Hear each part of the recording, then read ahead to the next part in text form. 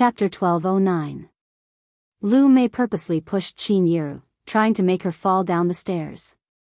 No one saw her move, but Yun Jian happened to see it. Mrs. Yang, who was sitting on the bus, immediately noticed that Qin Yiru had lost her footing just as she was about to get on the bus. She fell half a meter off the ground with her back facing the ground. Mrs. Yang, who witnessed the scene, stood up in shock. She dashed over, shouting desperately at the same time, "Yiru!" However, Qin Yiru had already fallen down with her back facing the ground at an astonishing speed. Qin Yiru was already older, in her 40s. She was in her middle age, but her bones had hardened with age. If she fell like this, she would definitely be in trouble. "Mom!" Yun Yi, who was sitting on her seat, quickly stood up and ran toward Qin Yiru when she saw this. However, the speed of falling was always faster than the speed of running. Lu Mei looked innocent on the surface, but the corners of her lips were slightly curled into a faint smile. Lu Mei's lips suddenly stiffened in the next second. After the ticket was checked, Mrs. Yang and the rest sat on the bus. There were many long-distance buses parked beside the bus, and the surrounding buses were also filled with people. Just as the crowd inadvertently caught a glimpse of a petite figure dashing toward the bus to Serene City from the restroom at the speed of a falcon, the crowd turned around to look. The people around all turned their heads and glanced over. In the next second, everyone present widened their eyes as they accepted the frightening scene that was about to unfold before their very eyes. From the toilet a dozen meters away from the bus, Yun Jian sprinted toward the bus like a sprinting leopard or a falcon that had spotted a scrumptious meal. Could it be that she's going to save the woman who fell down from the bus over there? The crowd finally realized that Qin Yiru had accidentally fallen down the stairs of the bus. If Qin Yiru fell down, she would definitely be in trouble. On the other side, Yun Jian was running towards Qin Yiru like a gust of wind. The passengers sitting on the surrounding buses were all dumbfounded as they stared at this scene with their eyes wide open. That place was more than 10 meters away from where she was. How could she possibly catch it? Some people thought that they could already see the scene of Qin Yiru falling head first onto the ground. If her head hit the ground first, Qin Yiru would definitely be seriously injured.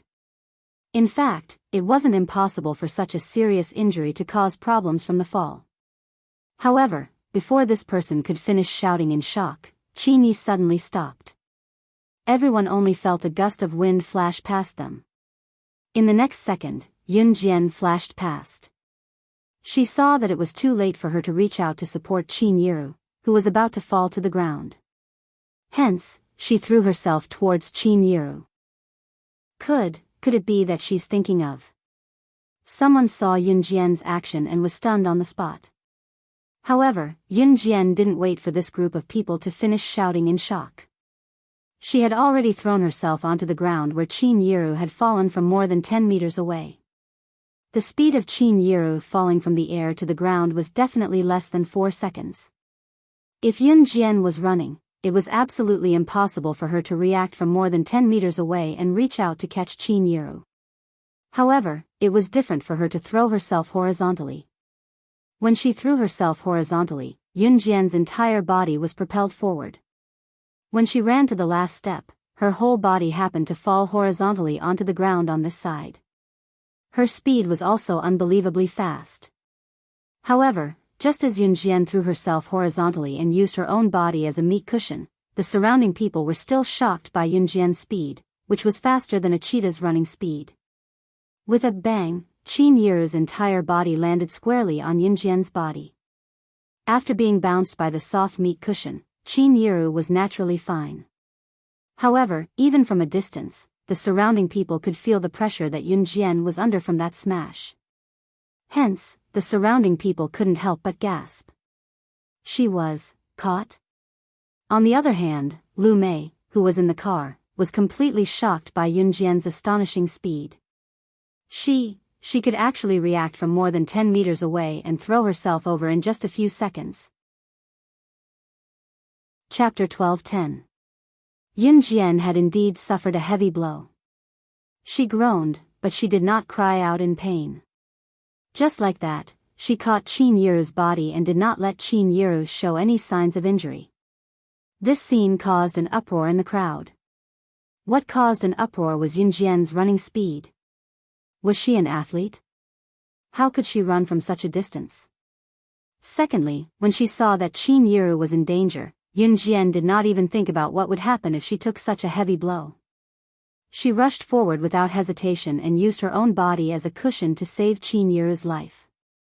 How strong and determined must she be to rush forward and use her own body to take the hit for Qin Yiru? While everyone was still in shock, Yunyi had already jumped down from the bus. Then, she walked over and helped Qin Yiru, who had fallen on Yunjian, up. "Mom. Are you hurt?" Yunyi had trained with Yunjian for a long time, so her strength had improved tremendously. Therefore, when she jumped down from the bus just now, Yunyi was very agile. Just as she helped Qin Yiru up, Yunyi glanced at Yunjian. Then, she hurriedly went to help Yunjian up. Although Qin Yiru had fallen down heavily, Yunjian, who had acted as a cushion for Qin Yiru, had suffered a heavy blow. Yunyi naturally knew that Yunjian's condition was worse than Qin Yiru's. Therefore, after helping Qin Yiru up, Yunyi immediately bent down to help Yunjian. When the surrounding people saw that Qin Yiru was helped up by Yunyi, they all gasped. They saw that Yunjian was heavily pressed down by Qin Yiru. Especially when Yunjian's thin and weak body was pressed down by Qin Yiru's slightly fuller body, she should not be able to stand up. When Mrs. Yang saw this scene, she quickly ran down. Gu Junjian also ran over immediately. Xiao Yunju and the other two were so scared that they almost cried. In the nearby bus, all the passengers saw this scene in front of them. They faintly felt that Yunjian must have been pressed down by this force and could not stand up. The moment Yunyi bent down to help Yunjian up, Yunjian's eyes widened. Yunjian, on the other hand, flipped over on the floor like nothing had happened and stood up handsomely. The surrounding people held their breaths when they saw the scene. They were overwhelmed with shock. Yunjian's petite frame stood up like nothing had happened after she was pressed down by Qin Yiru. What? What kind of joke was this? Could this girl be a member of the Special Forces? In the movies, the Special Forces acted exactly like this girl just now when they were saving people. "Xiao Jian, how are you? Are you hurt anywhere? Let me take a look." Qin Yiru was startled as she ran to Yunjian to take a few glances. Yunjian's eyes were dark as she told Qin Yiru softly to reassure her, "Mom, I'm fine." After Qin Yiru repeatedly confirmed that she was fine, Qin Yiru was persuaded by Yunjian to get on the bus. Even Qin Yiru did not realize that her accidental step was not an accident. When the passengers on the long-distance buses that were parked nearby saw Yunjian get on the bus, they thought that the incident was over. Just as she was thinking about it, she saw a woman dressed in branded clothes being tossed off the bus not long after Yunjian boarded it. She was dressed to the nines from head to toe. All they saw was the woman being thrown to the ground. Before she could react to the excruciating pain, 5 flying daggers flew past her head and sides at a frightening distance before stabbing into the ground. Chapter 12:11. Of the 5 throwing knives, 1 flew over Lu Mei's head, while the other 4 flew over Lu Mei's left and right arms respectively. Before the crowd recovered from the shock of seeing this frightening throwing knife skill, they heard Yunjian's following words. Did these 5 frightening throwing knives fly out from Yunjian's hands? Did they fly out from Yunjian's hands, a little girl who looked like she was only in her teens? Moreover, these 5 throwing knives directly flew over Lu Mei's body. Wasn't this a skill that could only be seen in the circus? How old was this little girl? What shocked the crowd was Yunjian's following words. Just now, Qin Yiru fell down from the car. Was it this woman who did it? Moreover, Yunjian's arrogant words made the people present have to look at her in a new light. In this era, there was no security check at the bus station. Even if someone brought a knife, no one would care. Therefore, the crowd was not surprised that Yunjian brought a knife. The crowd was only surprised and shocked by Yunjian's throwing knife skill. Mimi, are you okay? At this time, Mrs. Yang's son, Yang Lin, rushed out of the car to help Lu Mei. Lu Mei was thrown out of the car by Yunjian, and her but just landed on the ground. When Lu Mei landed, it was exactly the same as when Lu Mei pushed Qin Yiru. Yunjian returned the pain that Qin Yiru was going to suffer when she threw Lu Mei out of the car. Therefore, while Lu Mei was frightened by Yunjian, she was so shocked by the pain that she didn't see the 5 throwing knives that flew past her body. Seeing Yang Lin, Lu Mei couldn't stand up, but she hugged Yang Lin, who was squatting down, and leaned her chest on Yang Lin's arm in front of the crowd. At the same time, she endured the pain and was afraid of Yunjian. At this time, she regretted treating Qin Yiru like that. Therefore, Lu Mei put her chest on Yang Lin's arm and asked for help. "Lin, I'm so scared. She framed me. My butt hurts." When Lu Mei leaned on Yang Lin, her fear of Yunjian was mostly gone. Yang Lin was a gangster, so he knew a lot of people. Therefore, after being protected by Yang Lin, Lu Mei didn't feel so afraid of Yunjian. Especially at this time, Zhang Jin, who was with Lu Mei and Yang Lin, also stood out. He had dyed his hair blonde and wore a fashionable earring. "That's too much. You're framing someone without any evidence. Why are young ladies nowadays so wicked?" Zhang Jin spoke up for Lu Mei as soon as he stepped up to attack Yunjian. Yunjian sneered. She slowly walked down from the bus and looked at Lu Mei and the others, who felt very proud after being protected. "You want proof, huh?"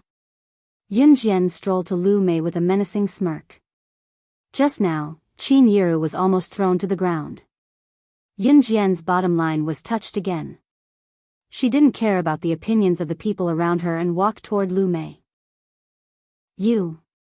What are you doing?" Zhang Jin stood in front of Lu Mei and acted like he was protecting the vulnerable. "Didn't you want evidence?" "Of course, I'm..." Yunjian broke into a smile in front of everyone. After a pause, she continued, "I'm giving you the evidence you want." As soon as this flat and emotionless sentence was finished, Yunjian strode forward and stretched out her slender legs. Her long black tights wrapped around her perfect legs incisively and vividly. She sent Zhang Jin flying with a kick and continued to make her way to Lu Mei under everyone's fearful gaze. When Yunjian kicked Zhang Jin away just now, because Yunjian was wearing black tights, her clean kick was like a killer agent in a movie. Chapter 12:12. Yunjian's pace was slow as she made her way to Lu Mei, who was on the ground. It took her a while to take a few steps. When Lu Mei and Yang Lin saw that Yunjian had sent Zhang Jin flying with a kick, the young couple who were brimming with vigor paled in fright. Under the morning sun, Yunjian's high ponytail made her look beautiful. Yunjian was wearing a pair of black tights, which outlined her perfect curves. Her upper body was also tight, and her full breasts were vividly displayed in front of everyone. Her face was terrifyingly gloomy. When Yunjian sent Zhang Jin flying with her kick just now, everyone had the illusion that they were watching a secret agent from a movie. No, this teenage girl in front of them was more like a special agent than the special agent in the movie. No matter how sharp the special agent's eyes were in the movie, no matter how thoroughly they portrayed their expressions, they were not as sharp as the teenage girl in front of them. They were also not as handsome as the teenage girl in front of them.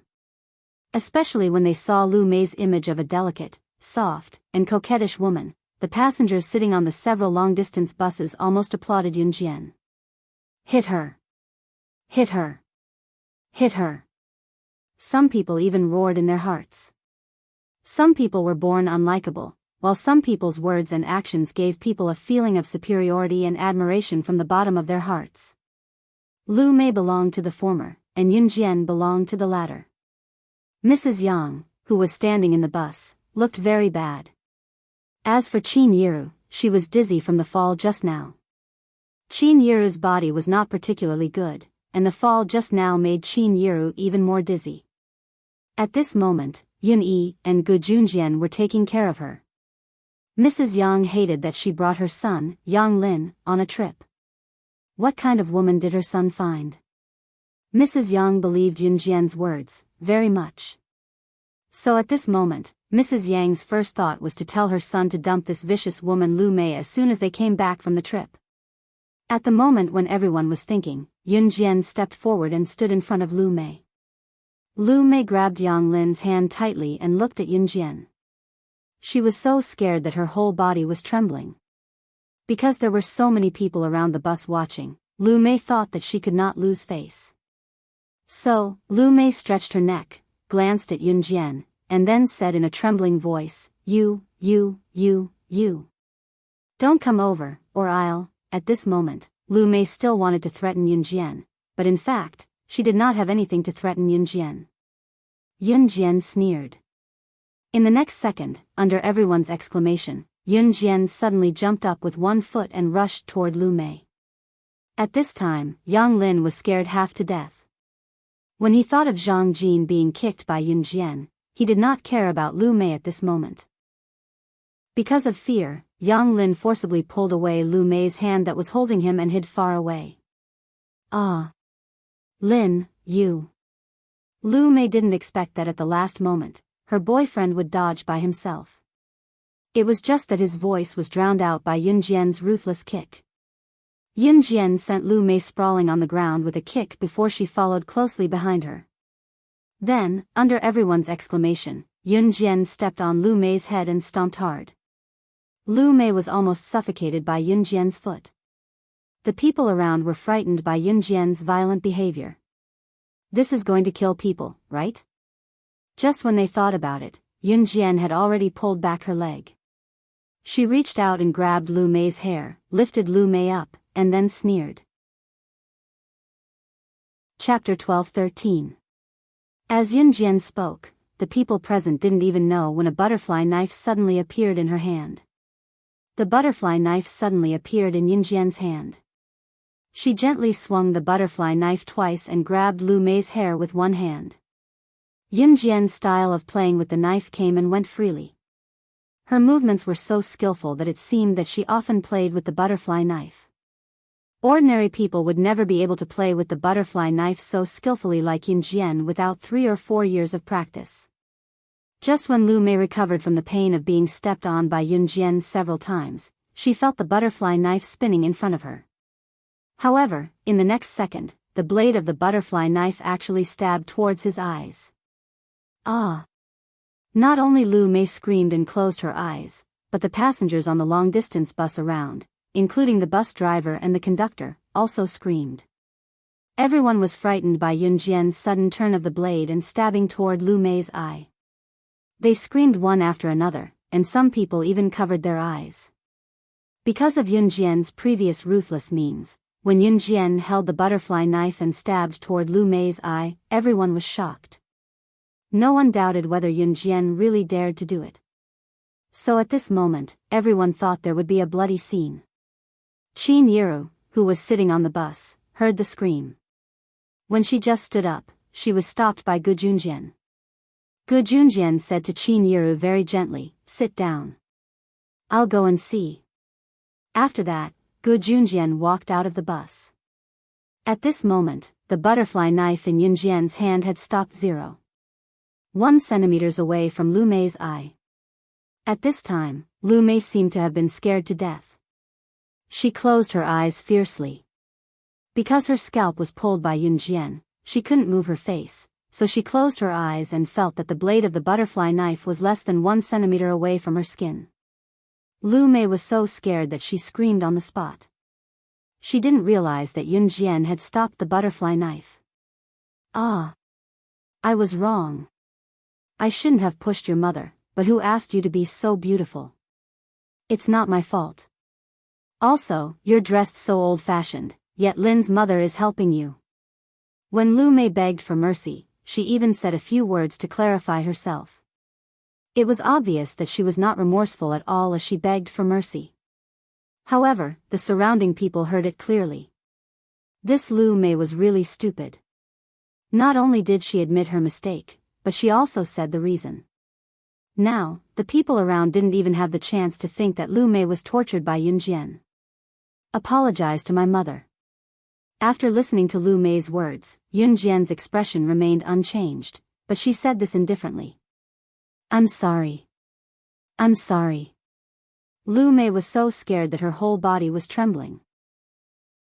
She had already reached out to cover her eyes and was so scared that she burst into tears. Yunjian stood up. She loosened her grip on Lu Mei's hair and turned her hand over. 5 blades immediately appeared in her hand.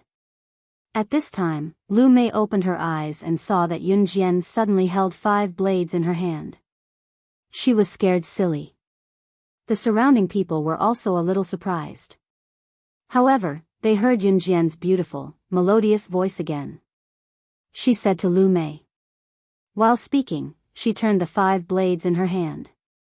I'll give you 5 seconds to get out of my sight, or I'll kill you. These words were flat and monotonous, without any emotion, but it was enough to startle the people present. Chapter 12-14. Yunjian's cold words coupled with her horrifying skills just now. Lu Mei's whole body suddenly trembled. She almost rolled and crawled to the bus station.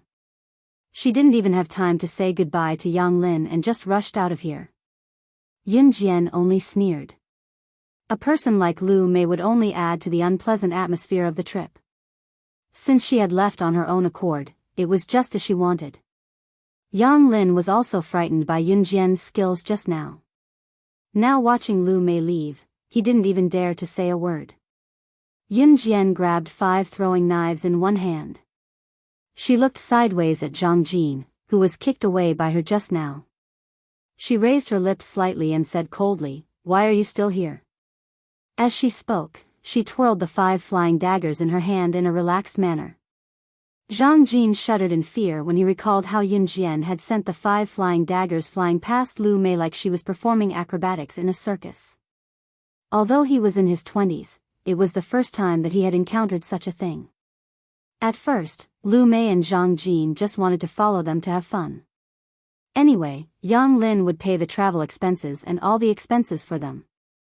But at this moment, seeing Yunjian's threat, Zhang Jin was so scared that he quickly turned around and ran away.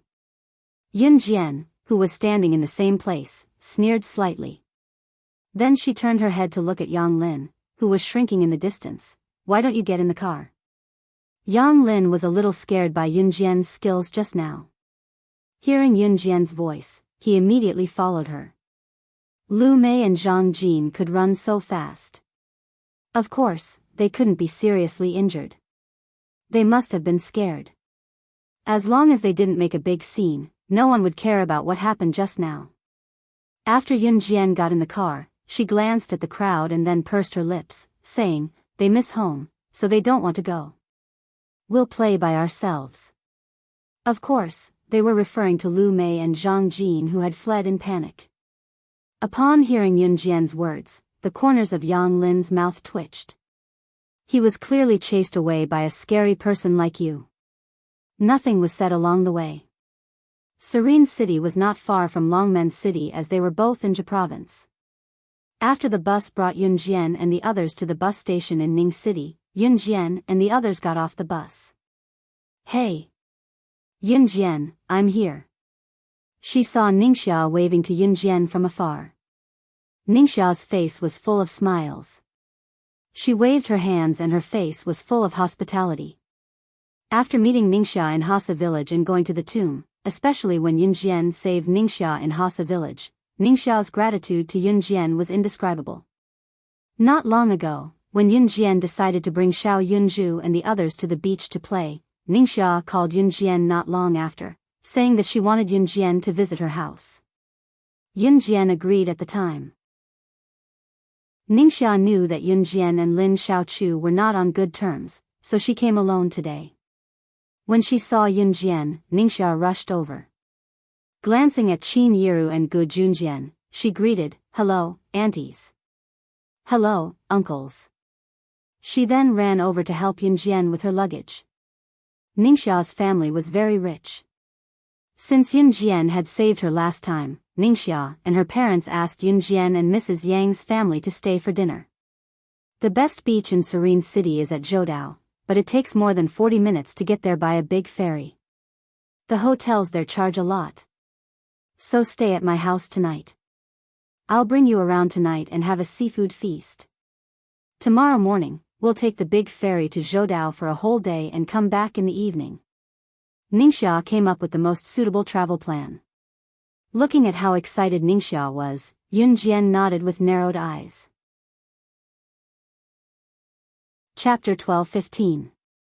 It was a very troublesome thing if one did not know the locals when traveling because one would be cheated. If one were to ask a stranger, they would not tell one much for no reason. Of course, one would meet a friendly stranger as well. However, if one were to meet someone who was scheming against one, such as him leading the way and inviting one to his restaurant for a meal, it would be a common occurrence. Therefore, with the guidance of a local like Ningxia, one could save a lot of trouble. Many people were willing to follow tour groups because they could not find a place to travel. With Ningxia's help, it was much more convenient for Yun Jian's family and Mrs. Yang's family. After lunch, the group was ready to go shopping. Ningxia's parents were government officials. When the two of them heard that Ningxia was traveling to country A and Yun Jian was traveling here after saving Ningxia, they quickly took a few days off and invited Yun Jian and Mrs. Yang's family for lunch in a friendly manner. Ningxia's mother was a very elegant woman, so after chatting with Qin Yiru and Mrs. Yang for lunch, the three of them came to a tacit understanding and went shopping together in the afternoon. Gu Junjian did not go. He stayed at Ningxia's house to play chess with Ningxia's father. Both of them were experts in chess. During the Chinese New Year, Gu Junjian played a few rounds of chess with Ce. It was no exaggeration to say that it was because Ce was good at chess that Gu Junjian strongly supported Ce to pursue Yun Jian in the beginning. Xiao Yunju and the other two were brought out shopping by Qin Yiru, so Yun Jian, Yun Yi, Qin Yu, and Ningxia were at home together. Since we're free in the afternoon, I'll bring you guys to the biggest shopping mall here. Hee, I've asked Senior Roy to come along too. He's the one who was more handsome when we were at Hassa village last time. Ningxia stuck her tongue out at Yun Jian as she spoke and added, I know you don't get along well with Xiao Chu and Duan Tianyu, so I didn't ask them along today. This prevented Yun Jian from encountering anything unpleasant. Yun Jian nodded with a smile. Ningxia then brought Yun Jian and the rest to Serene City's huge shopping mall. In 1999, Serene City's busiest shopping mall was crowded. Amidst the bustle, Ningxia brought Yun Jian and the rest to Huchirue. Huchirue greeted Yun Jian, obviously knowing that Yun Jian was coming. Beside Huchirue was a man in his 20s. He was dressed very fashionably, but he looked a little sloppy. This is my bro, Su Liao. Huchirue put an arm around Su Liao and introduced him to Yun Jian and the rest. Su Liao glanced at Yun Jian and Qin Yu with a grin, then greeted, Hello, little girls.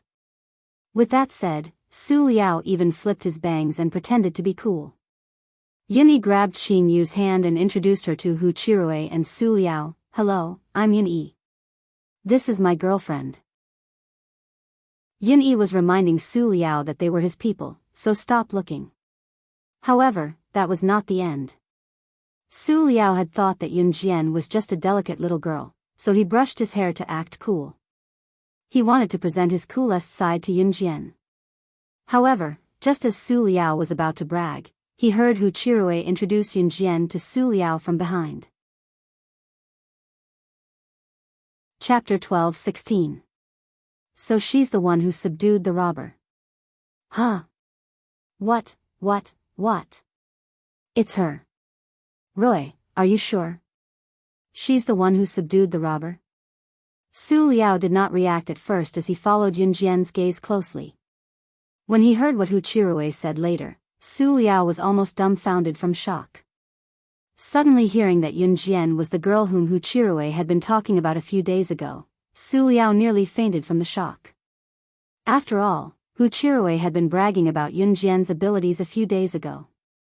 The way she killed the robber with a swing of the knife had given Su Liao a fright.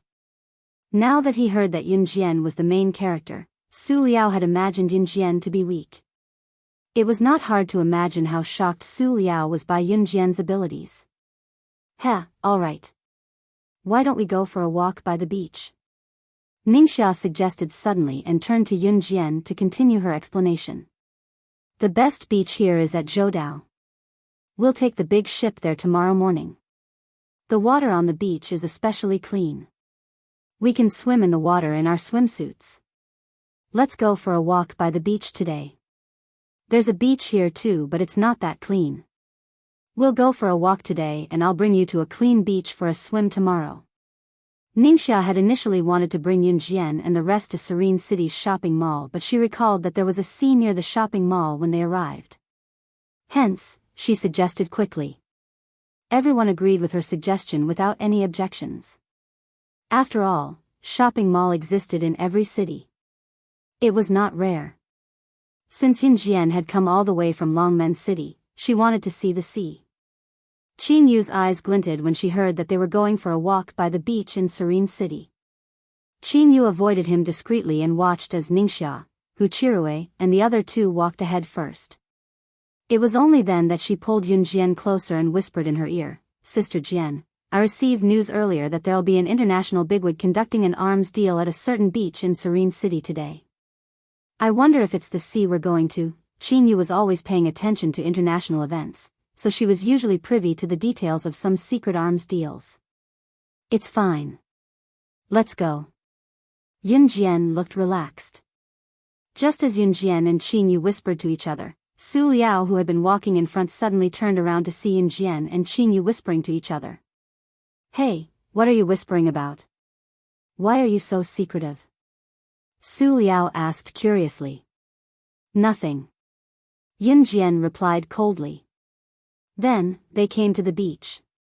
This beach was full of people coming and going, and the crowd was quite crowded.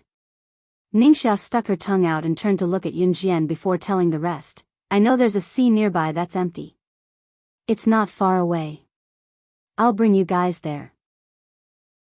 This place was too crowded, so everyone listened to Ningxia's suggestion and followed Ningxia's lead to another sea. There were not many people here. Looking left and right, they could only see about a dozen people walking around the sea. Just as they neared the beach, before they reached the beach, a few hooligans in their 20s came over and studied Yunjian and Qin Yu for a while. The leading hooligan's eyes were glued to Yunjian when he saw her. These hooligans wanted to flirt with pretty girls whenever they saw them. The leading hooligan went to stand in front of Yunjian. He was shirtless with a tattoo on his chest that he thought looked cool and manly. Chapter 12-17. This group of ruffians had been here many times and flirted with many pretty girls. Therefore, it was not a coincidence that he brought his buddies over to tease Yunjian when he saw Yunjian and the rest today. It was him who was waiting here to tease the pretty girls. Yunyi frowned as he watched this unfamiliar man who exuded a ruffian aura walk over to tease his younger sister. He then shielded Qin Yu behind him and stood in front of the man and Yunjian. "Please make way. Let me pass." Yunyi did not want a direct confrontation, so he spoke with a frown. "Who are you, kid?" The leader of the ruffians extended his fists and smashed them together, creating a cracking sound between the bones. He looked up at Yunyi, pretending that he was good at fighting.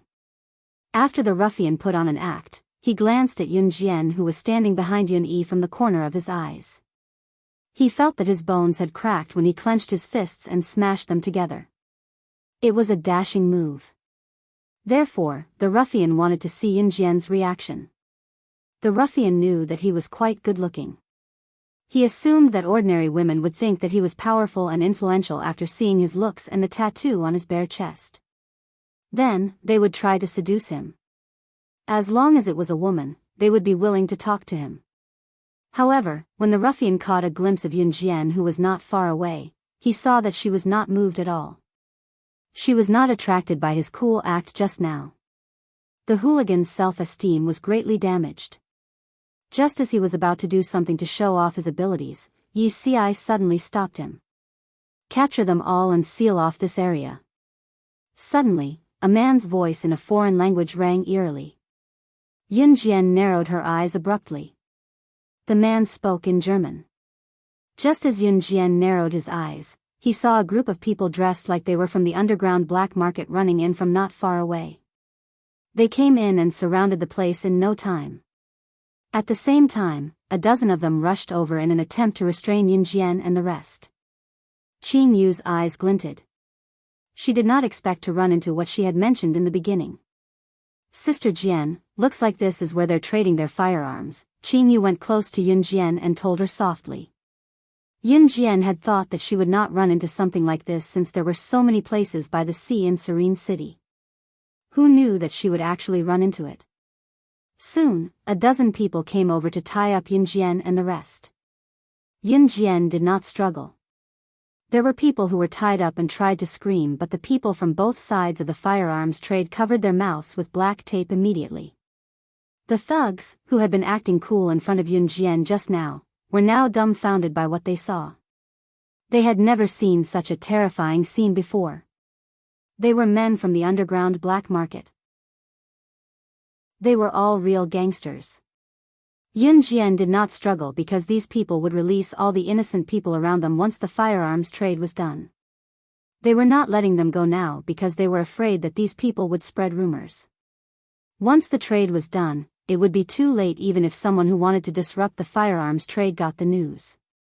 As expected, a group of people came out from the streets of Serene City not long after. On the other hand, the other party disembarked from a large cruise ship that only appeared after a while. Both parties officially started the firearms trade. When both parties met and saw a young-looking man in his 20s coming down from the cruise ship, Yun Jian's eyes narrowed. What a coincidence. It was him. Chapter 12:18. He was her greatest enemy, but he could also be considered an old friend. Why did she say that? The reason was simple. Yun Jian was an agent trained by Lin Wei in Anhan in her previous life. At that time, Yun Jian was abducted into the organization when she was 5 years old and was forced to undergo a test of life and death. At that time, there were at least a few hundred people who entered Anhan with Yun Jian to undergo the assassin test. After that, there would be a new batch of people joining the organization every once in a while. Of course, every once in a while, a group of weaker children would die, and their corpses would be dragged out and fed to the wild dogs. As a secret agent, the cruelty of life that Yun Jian had gone through was not something that outsiders could understand. When she entered the organization, she fought with hundreds of children, including Yun Jian. It was an environment where the strong were respected and the weak were killed. Back and forth, among at least a few thousand children, there were only 3 who could grow up and walk out of the organization alive, including Yun Jian. And Yun Jian was the strongest among them. These 3 people were all influential figures on the international assassin and agent rankings. They had stepped over countless corpses since they were young and desperately survived. It could be said that in the organization, even if someone suddenly stabbed you to death while you were sleeping, you could only accept your fate. Survival of the fittest. To be able to kill thousands of people and survive until the end, the 3 people were undoubtedly the strongest existences. Yes, among the few thousand people, one of them was Yun Jian, and the young man who looked to be in his 20s standing not far away was also one of them. Only 3 people survived from thousands of people back then. Other than Yun Jian, the young man in front of her who looked to be in his 20s was also one of the strongest in the world. He was the 3rd on the international secret agent rankings, the god of war, codenamed Mad Dragon. Mad Dragon was also an elite among the strong. His strength was one of the best even on the international secret agent rankings. Therefore, Mad Dragon was Yun Jian's greatest enemy in her previous life, as well as her old friend. In the organization, Mad Dragon was her enemy. Because in such a large assassin organization, the thousands of children were Yun Jian's enemies. Either they die, or she dies. But after leaving the organization, Yun Jian's international development did not have any conflict of interest with Mad Dragon. Even when Yun Jian had just started out, Mad Dragon had even helped her. He saw that Mad Dragon was in the middle of an arms deal with another group of people. Originally, the innocent people present would have been fine. Yun Jian didn't want to acknowledge Mad Dragon either. But unexpectedly, the hooligan who had just tried to flirt with Yun Jian didn't have his mouth covered by the black tape. He didn't shout just now because he didn't react. Now that he reacted, he began to loudly beg for mercy. "You, who are you?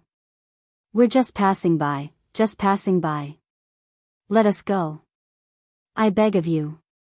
The hooligan was terrified at once, and his voice was very loud. As soon as his voice was loud, it immediately attracted the attention of the two groups of people who were waiting for the arms deal to be completed. Mad Dragon furrowed his brows. Was he trying to attract the attention of outsiders and let them know that there was an arms deal going on here? Kill that group of people. Under Mad Dragon's order, the hooligans' shout almost killed everyone, including Yunjian. Ah! Don't kill us. Don't kill us.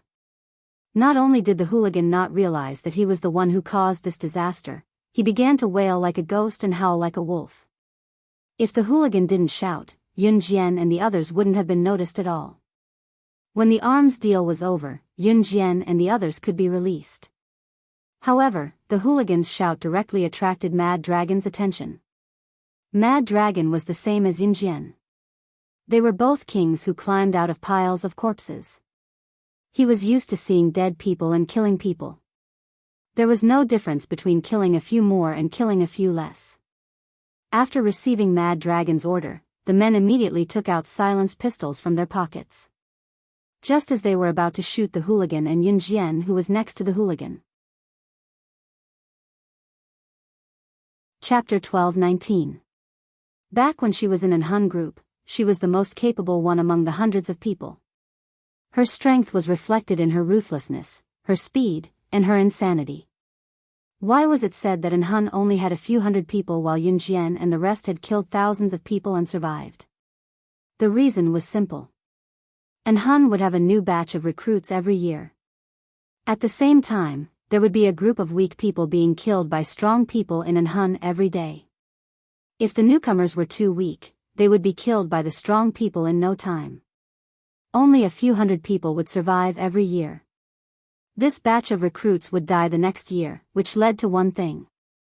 There were only a few hundred people who could survive in the organization. Coming back to reality, Yunjian's cold voice not only scared the gangsters group half to death, but it also scared Mad Dragon's subordinates and the group of people who were about to make an arms deal with Mad Dragon. Was there anyone in this world who dared to call Mad Dragon that? After all, who was Mad Dragon? He was ranked 3rd on the International Secret Agent ranking. Anyone who could be ranked in the top 3 on the International Secret Agent or Assassin ranking was definitely a fearsome presence in the world. Even the top 10 Secret Agent or Assassin ranking, those who could not be ranked in the top 3 would turn tail and run if they did not have the ability to win against the top 3. Even if Mad Dragon was only ranked in the top 10 of the International Secret Agent or Assassin ranking, everyone here would be scared out of their wits. Not to mention, he was Mad Dragon who was ranked in the top 3 on the Secret Agent ranking. What kind of international status was that? Moreover, Mad Dragon was one of the 3 people who had walked out of an Hun alive with slaying God, the top secret agent on the International Secret Agent ranking. He knew slaying God, the top secret agent on the International Secret Agent ranking. Therefore, everyone present was shocked by Yunjian's behavior. A young girl like her dared to challenge Mad Dragon who was ranked 3rd on the International Secret Agent ranking? She even called Mad Dragon, "You brat." This young girl probably had not even met Mad Dragon before, yet she dared to be so arrogant. Could it be that she only wanted to avoid being killed? The surrounding people were so scared that their faces turned pale. It had been a few years since he had heard such a form of address. Mad Dragon narrowed his eyes and turned to look at Yunjian. He saw a fair and clean face that was so exquisite and beautiful that it was hard to believe that there was such a beautiful face in this world. Even Mad Dragon, who was used to seeing world-class beauties, couldn't help but take a second look. On the other hand, the leader of the other group of people dealing with Mad Dragon glared fiercely at Yunjian. This person was also stunned by Yunjian's appearance, but he quickly recovered. Then the man glared fiercely at Yunjian, then turned to Mad Dragon and said with a smile, "Don't be angry, I'll order someone to kill her now." As he spoke, the man waved his hand and was about to order his men to give Yunjian a fatal blow. Yunjian suddenly untied herself from the ropes and stood up with a stretch. Although her movements were extremely sluggish, no one noticed the strange light that flashed across the corner of Yunjian's eyes. Her. How could she untie the ropes? She was tied up tightly just now. Yunjian's subordinate who stood beside her gasped. Mad Dragon suddenly noticed Qin Yu's face. This girl, why did she look so familiar? This girl, wasn't she one of SS people? Coupled with Yun Jian's arrogant tone just now, it overlapped with a certain arrogant but powerful person in his memory. Could it be? Mad Dragon suddenly thought of this and pointed a finger at Yun Jian. His arrogant and cold demeanor was replaced by a frightened expression. Then, he looked at Yun Jian and said fearfully in front of everyone. Chapter 12:20. Everyone was shocked by what Mad Dragon said. SS. None of them were surprised to be addressed as SS. Slaying God, who ranked first on the secret agent leaderboard, was not addressed as SS to outsiders. The term SS was a nickname given to Yun Jian's codename, Slaying God, by those who were close to her. Only those who were close to Yun Jian in her past life would address her as SS in such an intimate manner. That was why everyone present was surprised, but not by that. Instead, Mad Dragon, ranked third on the International Secret Agent Leaderboard, the Mad Dragon who was once from the same organization as Slaying God, the most legendary secret agent in the secret agent world. Everyone present should pay their respects to him. If Mad Dragon were to stomp his foot, everyone present would be in shock. The Mad Dragon who struck fear in their hearts. How could he call out the two letters SS to Yun Jian? Although no one present knew the meaning of the two letters SS, they could tell from Mad Dragon's expression. The teenage girl in front of them was definitely not a simple person. SS. What's SS? The hooligan who almost peed his pants earlier shouted out loud when he saw how Mad Dragon addressed Yun Jian. It was as if he had discovered something that allowed him to survive. After shouting, the hooligan assumed that Yun Jian had something going on with Mad Dragon because he did not know Mad Dragon's identity. Hence, the hooligan struggled to free himself from the ropes and bounced towards Mad Dragon twice. Since he was tied up, he could not break free. Instead, he took a step closer to Mad Dragon. Therefore, the hooligan revealed a very friendly smile. He smirked at Mad Dragon twice with a hint of mockery, then said, "This. Big brother, are you interested in her? How about this? We're all innocent. Let us go and take her away. We promise not to call the police." Initially, the hooligan was the one who wanted to flirt with Yun Jian. So when he saw that Yun Jian and Mad Dragon seemed to know each other, he looked at Mad Dragon with an "I know you very well" expression. He thought that as a man, he understood Mad Dragon's feelings for Yun Jian very well. After all, no one present believed that Yun Jian's international status was higher than Mad Dragon's. How old was she? And Mad Dragon's reaction to Yun Jian just now was naturally thought by the hooligan that he had feelings for Yun Jian. After the gangster finished speaking, he looked at Mad Dragon with extremely flattering eyes, as if waiting for Mad Dragon to praise him and let him go. When the leader of the other group of people who were in the arms deal with Mad Dragon heard the words of the hooligan, he immediately thought that Mad Dragon was interested in Yun Jian. "You. So you're interested in this beauty, then why don't you?" The leader of the other group of people who were in the arms deal with Mad Dragon thought that Mad Dragon was interested in Yun Jian and immediately said. But before he could finish speaking, Mad Dragon, who was standing next to the leader, slapped the leader to the ground. Before anyone could react, Mad Dragon pulled out a silver pistol from his waist. He was so fast that the hooligan had no time to react. He pointed the gun at the hooligan and then fired a shot at the hooligan's thigh. The gun was a silenced pistol. If one listened carefully, they could hear a soft, cheat sound. In the next second, the hooligan who was tied up screamed with all his might. But because he was tied up, he couldn't turn around, and it didn't take long for him to be drenched in sweat. Just as the hooligan was about to faint, he heard Mad Dragon smashing the silver pistol on the ground. His face was very ugly as he said loudly, "I'm interested in her? How dare you say that? Do you know who she is? Even if I had 100 times the courage, I wouldn't dare to be interested in SS. If you dare say that again, I'll kill you all." Quang Long's words caused everyone present to feel a sense of shock and excitement. Is she more powerful than Mad Dragon? Chapter 12:21. The boss and his underlings who were in the arms deal with Mad Dragon were stunned by Mad Dragon's words. Especially Ningxia, Hu Chirue, and Su Liao. If Yun Jian's skill in killing the robbers back in Hasa village was eerie and frightening, then Mad Dragon's current level of power was terrifying. Now, Yun Jian's influence was enough to make Ningxia and the rest pale with fright. It was apparent that Mad Dragon was a powerful figure. Judging from the way Mad Dragon was fearful of Yun Jian and the reactions of the people around them, Yun Jian's identity was not as simple as it seemed. Unknowingly, Qing Yu had already untied the rope that bound her. Yun Yi had been learning from Yun Jian for a long time, so she had mastered the ability to untie ropes a long time ago. The crowd did not even know when Qing Yu and Yun Yi had undone the ropes. Someone who was standing not far away suddenly pointed at Yun Jian. He seemed to have thought of something and shouted, "SS. I got it." If the Chinese pronunciation of SS is translated, isn't she the #1 secret agent, slaying God? The person's tone became more agitated as he spoke. He looked at Yun Jian and spoke loudly as if he was afraid that the others would not know. His tone was laced with fear. Could you be slaying God? The last sentence was uttered with fear. Moreover, this person's tone was filled with surprise and disbelief. It was not surprising.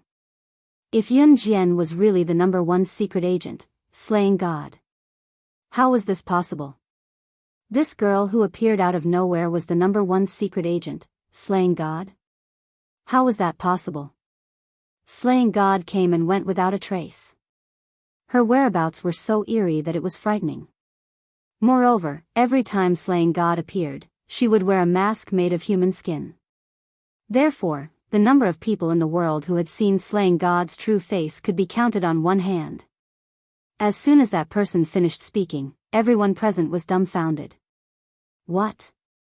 Special agent ranking? Ningxia and the others didn't even know what the special agent ranking was. However, no matter how stupid the people from Ningxia were, it was impossible for them to not understand the meaning of this ranking. Secret agents and assassins were characters from movies. However, why were these people questioning if Yun Jian was the top secret agent, slaying God? First place. Then he would be #1 in the world? Su Liao had never thought that Yun Jian, whom he had taken an interest in from the first time he saw her, was just a gentle and weak little girl. Was she slaying God, the top secret agent on the international secret agent ranking? However, just when the scene was in an uproar and the scene was filled with horror and astonishment, Yun Jian was not affected by the horrifying scene at all. Her voice was cold as she said, "I'm not." She was not slaying God because that was her past life. Yun Jian did not even need a draft when she lied. Mad Dragon, who was standing not far away, had obviously noticed that Yun Jian did not want to reveal her identity. Cough cough. Slaying God, the top secret agent ranking, how could she be her? Mad Dragon helped Yun Jian to lie. Then why are you so agitated when you see her? Someone risked his life to ask Mad Dragon. At that moment, everyone had their eyes on Mad Dragon. However, before Mad Dragon could say anything, Yun Jian's cold voice was heard again. Because he was too weak. I once chased him around and beat him up. Did she just say that Mad Dragon, the third best secret agent on the international secret agent ranking, was too weak? Once again, everyone was stunned by Yun Jian's words. Right then, 4 tall silhouettes walked in from the periphery of the beach. Chapter 12:22. No one noticed that the people who surrounded the beach had fallen and Ce was making his way over smoothly. Those who stood where they were unwilling to believe Yun Jian's words. Since she claimed that she was not slaying God, how could she have captured and beaten up Mad Dragon, who was ranked 3rd in the international secret agent ranking? Just as everyone was doubtful and refused to believe the truth, Mad Dragon, who stood opposite Yun Jian, suddenly coughed softly. Cough. SS. Can you not expose me when you're here? Although this is the truth. After saying that, Kuang Long's cold and aloof face was replaced by a faint smile. Those who thought that Yun Jian was exaggerating were stunned by Mad Dragon's admission. Could it be true? Who was Mad Dragon? He was ranked third in the secret agent ranking and a top powerhouse in the secret agent industry. In the end, he admitted it himself that he could not defeat Yun Jian. Even when Yun Jian denied her shocking identity of being slaying god, Mad Dragon's admission was enough to shock everyone present. While everyone was frozen in shock, Ce appeared out of nowhere and grabbed Yun Jian's hand as he glanced at Mad Dragon with a sense of danger. It was only then that Ce looked at Yun Jian. His aloof gaze that swept across the place turned into a gentle morning sun. Ce looked at Yun Jian and turned his slightly curved side profile to the people present. Irresistible gentleness was reflected in the soft light as he looked at her and asked softly, "Xiao Jian, is it fun?" His soft greeting surprised everyone present. There was an unusually sharp gleam in his eyes.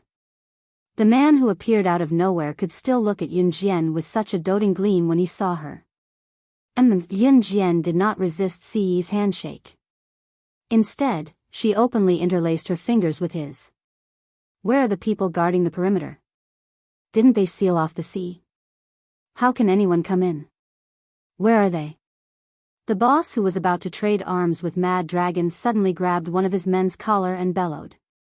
The surrounding sea was guarded. Logically, Ce should not be able to come in. "Kill him." Ce suddenly turned to the side.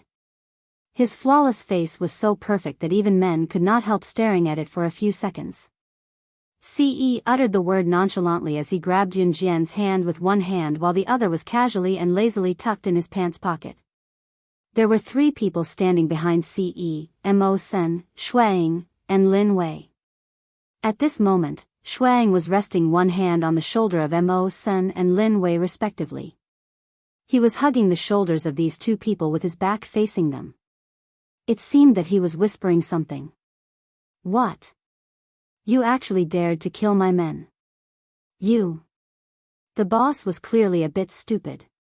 When he heard that Ce had killed his men, he was so angry that he wanted to order people to arrest Ce. However, at this moment, Shuang finished whispering to Mo Sen and Lin Wei. Shuang and the other 2 also turned around. At this moment, Mad Dragon saw Lin Wei. Previously, Shuang had his back facing them, so Mad Dragon did not see Lin Wei clearly. Now that he suddenly saw Lin Wei, Mad Dragon was stunned for a second before shouting in surprise, "L, it's you?" L was Lin Wei's unique code name when he was training assassins in the Enhun organization. It only had one letter. Lin Wei's name was not particularly famous, but he was still well known. However, who in the underworld did not know about the Enhun organization's L? Chapter 1223. If Mad Dragon, who was ranked third on the secret agent ranking, was a terrifying existence, then any one of the 4 leaders of Enhun could be compared to the top 3 on the secret agent ranking. In other words, Lin Wei's strength was enough to receive the same treatment as Mad Dragon on the international level, or even higher. It was obvious that Yun Jian was trained by Lin Wei, so Mad Dragon was naturally trained by Lin Wei as well.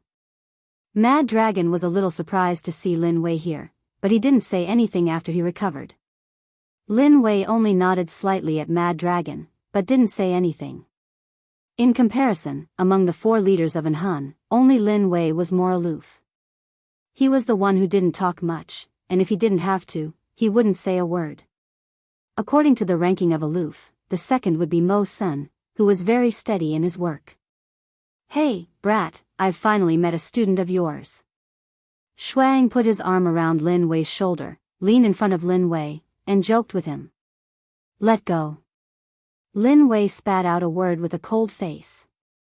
Shuang was so scared that he quickly removed his arm from Lin Wei's shoulder. Among the 4 great chieftains, the one with the strongest strength was Lin Wei, and the one with the most handsome appearance was Shuang. However, there was a long scar on Shuang's neck. This scar covered up some of his handsomeness. Therefore, women would usually stay far away from him in fear when they saw him. How could they still care about whether he was handsome or not? When Ningxia's group saw Ce and the other three, they became even more suspicious. Why did these people seem to have a big background? Tomorrow at Zhou, I have something to tell you. Just as the atmosphere was about to fall into a low tide, Yun Jian suddenly said to Mad Dragon. Mad Dragon's looks were not bad. When Yun Jian said this, Ce grabbed Yun Jian's hand even tighter. Mad Dragon didn't even think before agreeing, no problem. Mad Dragon believed that if he didn't agree to this lady's invitation, his lair would be blown up by this lady. Let's go, Yun Jian said as she turned around. At the same time, her little hand was still held by Ce. Qin Yu and Yun Yi had already untied the people from Ningxia. This arms deal would continue. Of course, if Yun Jian and the others wanted to leave, how could the boss of the arms deal with Mad Dragon dare to stop them? They watched as Yun Jian and the others walked out. Ce held Yun Jian's hand and disappeared in front of everyone. Lin Wei and the others also followed behind. Yun Yi, Qin Yu, and Ningxia went out as well. Only the gangsters group was ignored. Mad Dragon only breathed a sigh of relief when he saw Yun Jian and the others leave. Are we letting them go just like that? The boss suddenly said. After saying that, he immediately realized his mistake and hurriedly covered his mouth. However, Mad Dragon still heard the boss's words clearly. Mad Dragon looked at the boss like he was looking at an idiot, then sneered at him. Idiot, can't you see? The three men standing beside that man were all the four leaders of Anhun. Other than Adam, all of them are here. 3 of the 4 leaders are here. The 3 of them are protecting that man. What do you mean? You idiot, think about it carefully. The boss reacted just as Mad Dragon finished speaking. When their thoughts came back to them, the rest of the group held their breaths. Boss exclaimed in shock, "Mo, could that man be?" Chapter 12:24. Shut your mouth. That person's business isn't something you can discuss. Otherwise, you won't even know how you died. Mad Dragon reprimanded his boss with a frown when he saw how curious he was. No one noticed that Mad Dragon's heart clenched when he said that. His expression was solemn. In fact, even Berserk Dragon was terrified at this moment. That person was definitely the scariest person in the world. No one could compare to him.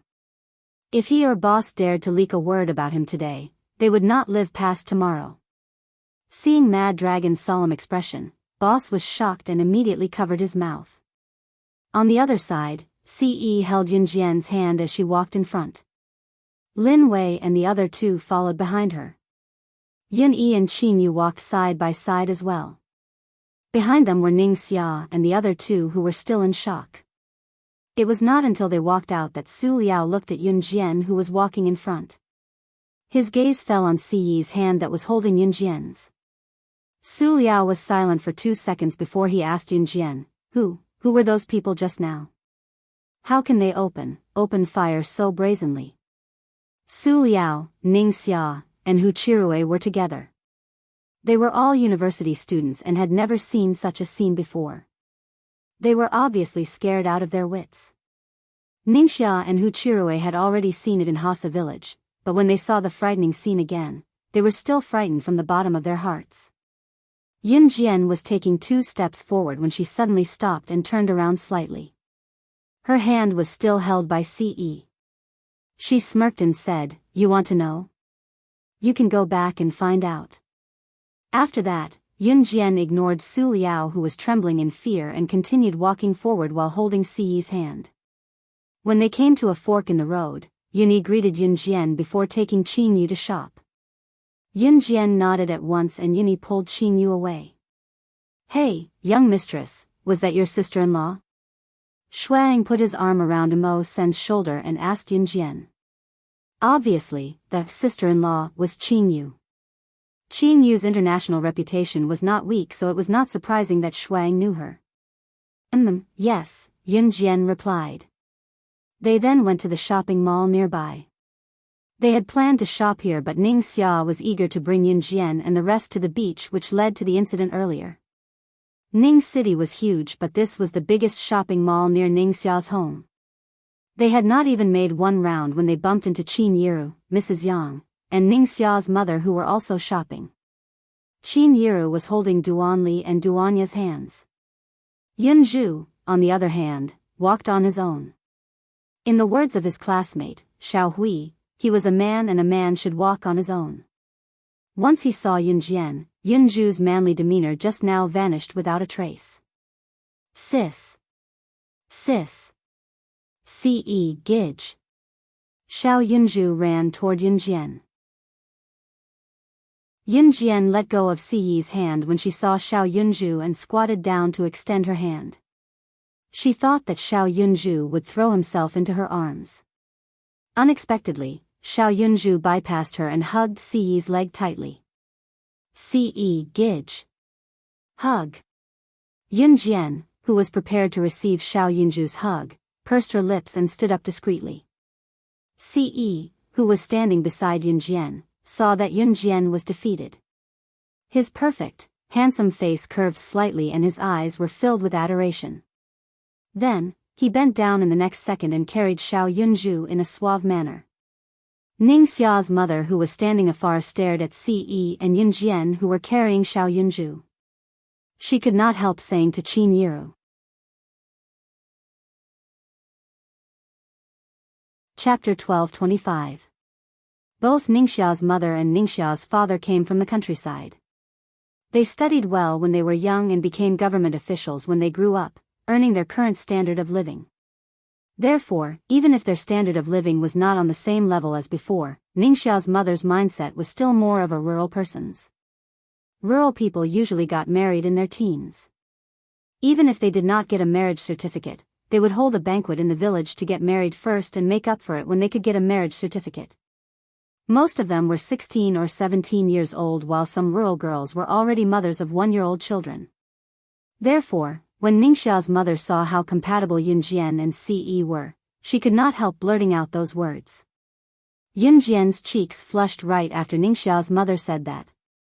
In spite of it, Ce looked like he was afraid that others did not know about his relationship with Yun Jian. With a slight smirk, he said naturally in the next second, "I'll do my best." Even if Ningxia's mother's words were unintentional, everyone present thought that something had happened between Ce and Yun Jian. Shuang could not help coughing softly before he turned around again, holding back his laughter. He was not mistaken this time. His young master had actually said something so shameless just now. Was he still their young master? Lin Wei and Emosen tugged at each other as well. Qin Yiru was looking forward to it as well, so she felt refreshed when she heard it. Qin Yiru, on the other hand, looked around but did not see Yun Yi. Otherwise, she felt the need to remind her son to have a good grandson or granddaughter as soon as possible. Yun Jian's cheeks flushed as she stood beside Ce and pinched Ce's waist softly. Nonsense. Ce did not feel the pain at all, his already slightly curled lips growing more obvious. His Xiao Jian could only belong to him. As for the marriage contract rings on Yun Jian and Ce's hands, everyone present had already noticed them. When Qin Yiru asked about it, Yun Jian said that Ce had bought it for her. When Qin Yiru heard this, she covered her mouth and laughed. Then, she praised Ce, "This child is getting more and more thoughtful." After shopping in the afternoon, they quickly went back to Ningxia's house. At the same time, Ningxia also said goodbye to Hu Chirui and Su Liao. After dinner, Shuang asked if there were any nightclubs in Ning City. The fact that Shuang and Lin Wei could be here today was because they were on vacation. To Shuang and Lin Wei, Country Z was a tourist destination. Shuang thought that since he could finally relax, he should go to the nightclub for a stroll. Ningxia thought about it for 2 seconds before clapping her hands and shouting, "Yes, there's the Royal Nightclub nearby. It's booming business every night." Shuang quickly ran to Yun Jian and asked, "Young madam, it's not easy for us to travel. Why don't we go to the nightclub nearby to have some fun tonight?" Shuang was usually very serious when negotiating with international bigwigs, but he was quite playful in private. The reason why Shuang did not talk to Ce but went to Yunjian instead was because he knew that as long as he called Yunjian over, their young master would definitely follow them over. If Ce knew that Shuang referred to him as young madam in his heart, Ce would probably send Shuang to the Amazon forest to have fun tonight. Chapter 12:26. When he heard that Yunjian was going, Shuang knew that his young master would definitely go with them. He laughed heartily and looked very refreshed. Yunjian narrowed her eyes slightly. There were big and small nightclubs. Yunjian had been to a few nightclubs since her rebirth, but they were all small. The royal nightclub that Ningxia was talking about was a chain nightclub in Country Z. It was quite famous in Country Z. Yunjian had overheard some male classmates talking about it when she was in school. However, Yunjian had never been interested in it. Since Shuang was taking the lead today, Yunjian wanted to join in the fun. When Qin Yiru heard that the children were going to a nightclub, she couldn't help but remind them, that kind of place is not safe. You can go and have fun, but you can't drink drinks given by strangers. Some time ago, there was even news about a nightclub being investigated by the police. The young ladies in the club were all engaged in prostitution.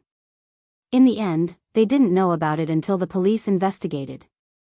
It turned out that these young ladies went to the nightclub to play at night and were drugged, locked up, and forced to do this kind of thing. You have to be careful when you go to such places. Don't get cheated. Qin Yiru was completely worried that Yunjian and the rest would go to a nightclub, which sounded like a shady place. As a mother, it was normal for Qin Yiru to be worried. No matter how powerful her daughter Yunjian was, she would still be worried. This was the psychology of being a parent. Yes, Mom, I know, Yunjian said with a smile. She said this so that Qin Yiru wouldn't be worried. Brother Ce. Chestnut, Xiaoya, and I want to go too. Xiao Yunju shook his head. He didn't know what a nightclub was, but when he heard that Yunjian and his brother Ce wanted to go, he wanted to go too. Children can't go to that kind of place. There are police uncles there. If you go with them, you will soon be arrested and locked in prison. Qin Yiru deliberately tricked Xiao Yunju and then carried Xiao Yunju back from Ce. Mrs. Qin, will there be police officers coming to arrest us? Duanli was really frightened. She gulped and asked. Before she could get a reply from Qin Yiru, Duanli had already run over to grab Xiao Yunju, who had been put down by Qin Yiru. She then said to Xiao Yunju, "Let's not go, I'm afraid." Good. If Chestnut says I'm not going, then I'm not going. Xiao Yunju said righteously as he patted his chest. All right, you can go now. Come back early and remember to keep in touch with your phone at all times. Qin Yiru was still worried about Yunjian, so she added. However, Qin Yiru had never been a mother who liked to interfere with her children's affairs. She had always stood behind Yunjian and Yunyi silently, and as long as she didn't interfere with her daughter and son's affairs, she would quietly care about their every word and action. Mom. Yunjian nodded. Then the group set off for Royal Nightclub. Yunyi and Qinyu didn't go. Only Yunjian, Ce, Shuang, and Ningxia were going. Ningxia was going to lead the way for them, but Ningxia had never been to a nightclub before. At the same time, at the entrance of Royal Nightclub, Yunjian and the others entered one after the other. As soon as they entered, they were attracted by the noise under the dance floor. On the dance floor, a woman with a hot body was doing something that made one's imagination run wild. A bunch of men were shouting and yelling crazily. "Let's book a room, it's too noisy here," Shuang suggested lazily. At the same time, he didn't have any feelings for the woman dancing crazily on the dance floor.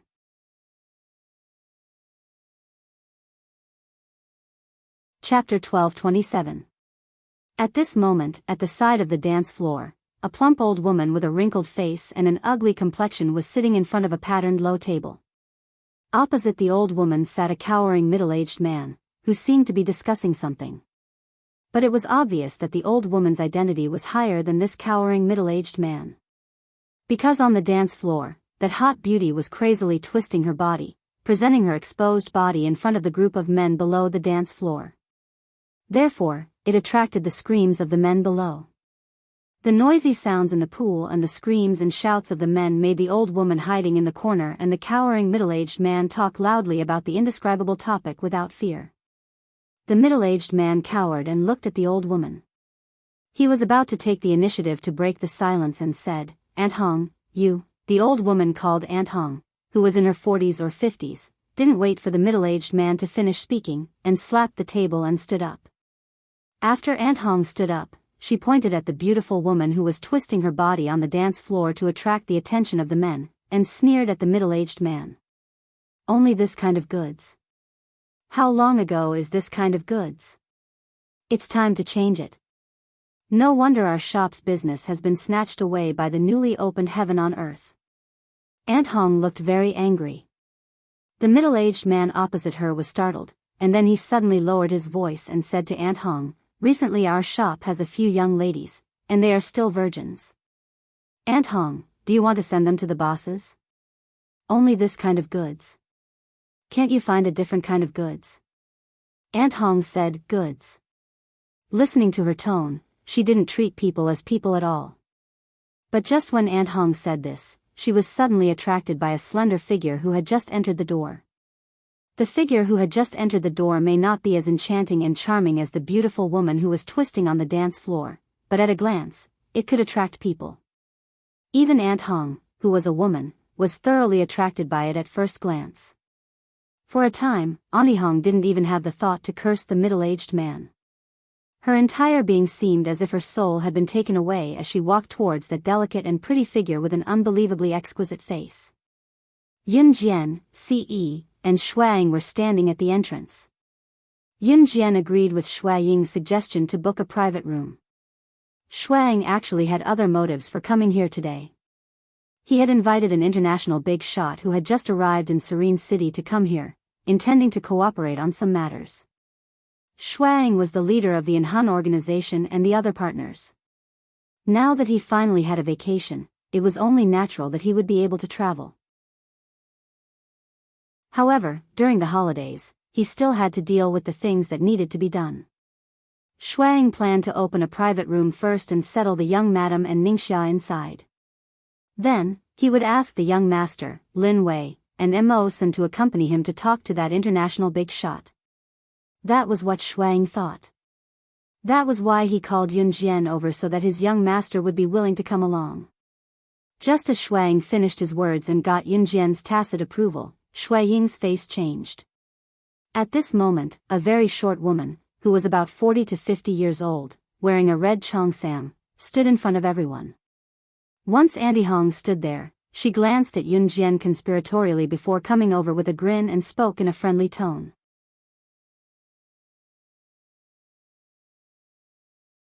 Chapter 12:28. As Auntie Hong spoke, she added with a grin, as if afraid that Yun Jian would misunderstand her as having ulterior motives. At the same time, she wiggled her lipstick that was as red as a chicken's butt and continued. It's like this. I'm the person in charge of the Royal Nightclub.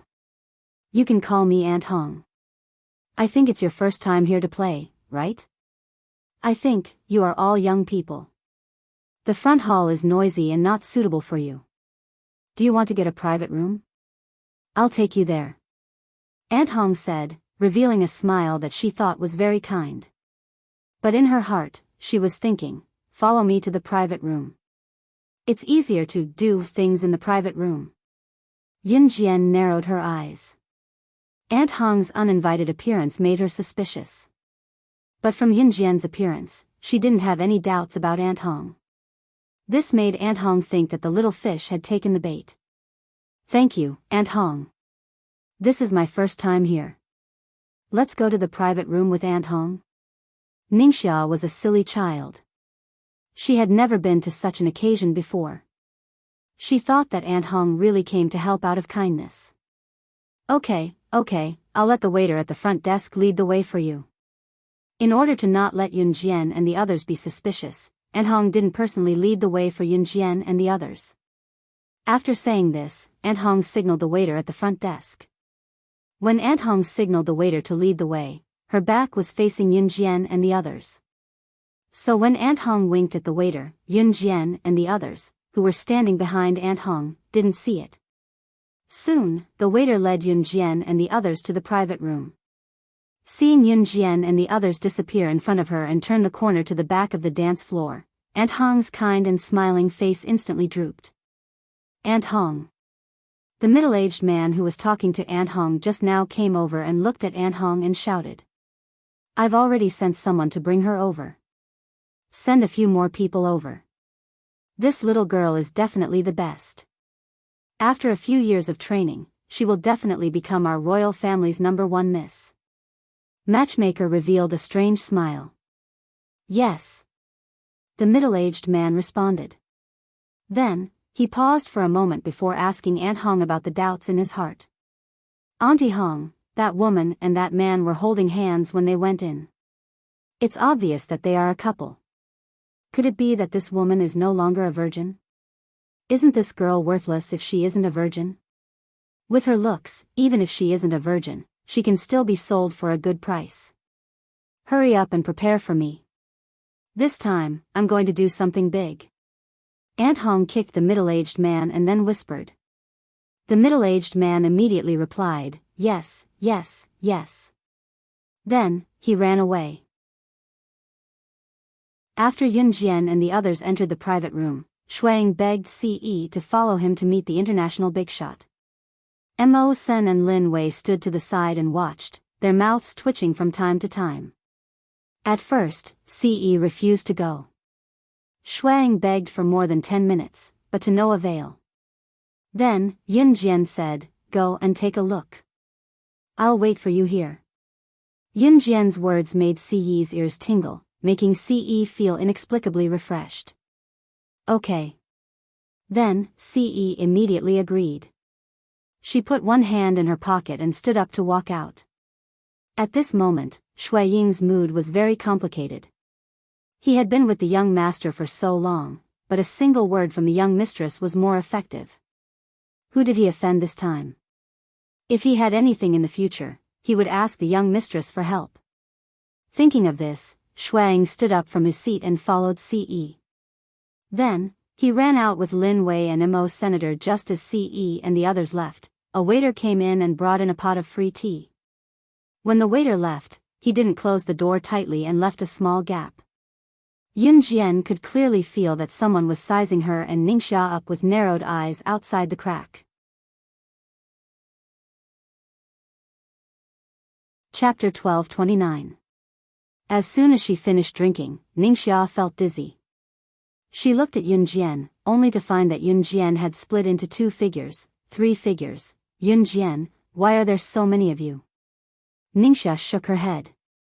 She was dizzy, and she felt that she couldn't exert any strength. Me too. Yun Jian felt that the gaze outside the door became sharper. She wobbled for a while, and after a while, she laid down on the sofa. Ningxia saw Yun Jian lying down, and she suddenly felt scared. Then, she quickly ran to Yun Jian and shook Yun Jian hard. Yun Jian, what's wrong with you? Don't scare me. What's going on?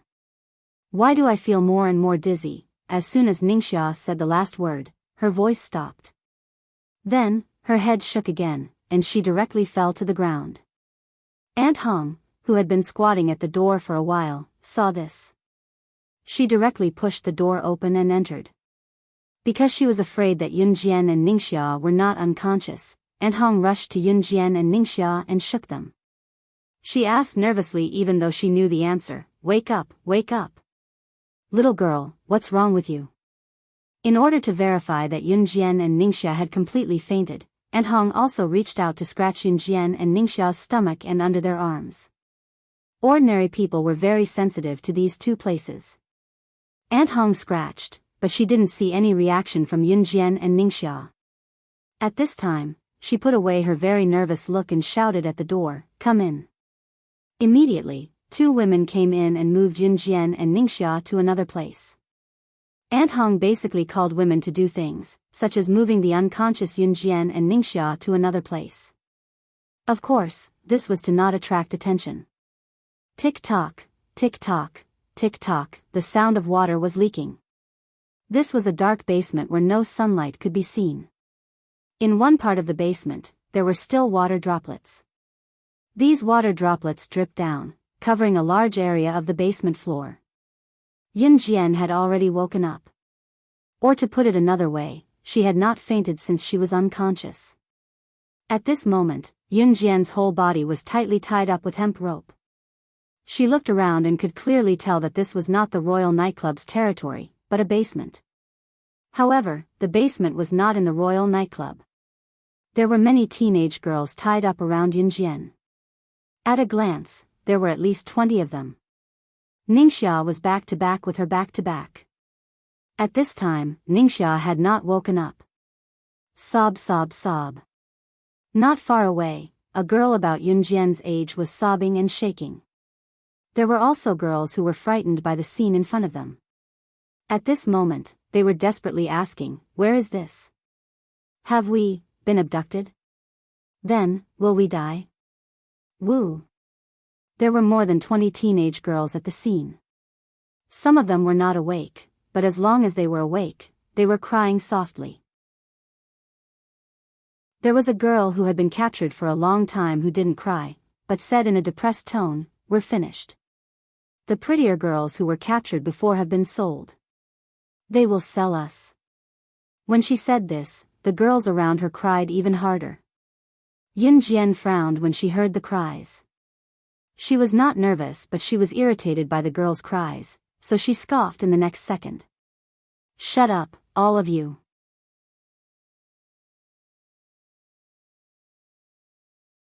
Chapter 12:30.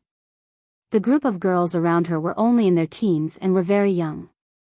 They were at the prime of their youth. It was not hard to tell that the dozens of girls around them were like Yunjian and Ningxia, abducted by Andy Hong and her cohorts in a similar way. Among the abducted girls, she was the only one who could be as calm as Yunjian and not be affected by the mourning around her.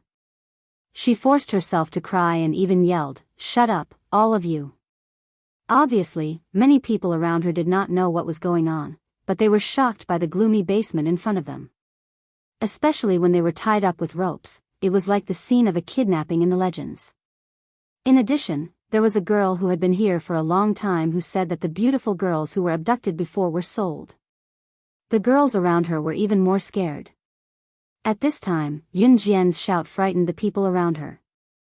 Even the girl who was sobbing just now was so scared that she forced her cries back into her throat. The surroundings quieted down, and only then did Yunjian close her eyes. She was very clear about her situation. The girls who were abducted around her were very beautiful, and the worst-looking one could be recognized immediately in a crowded street. Since this group of people dared to abduct her, then they had to pay a price.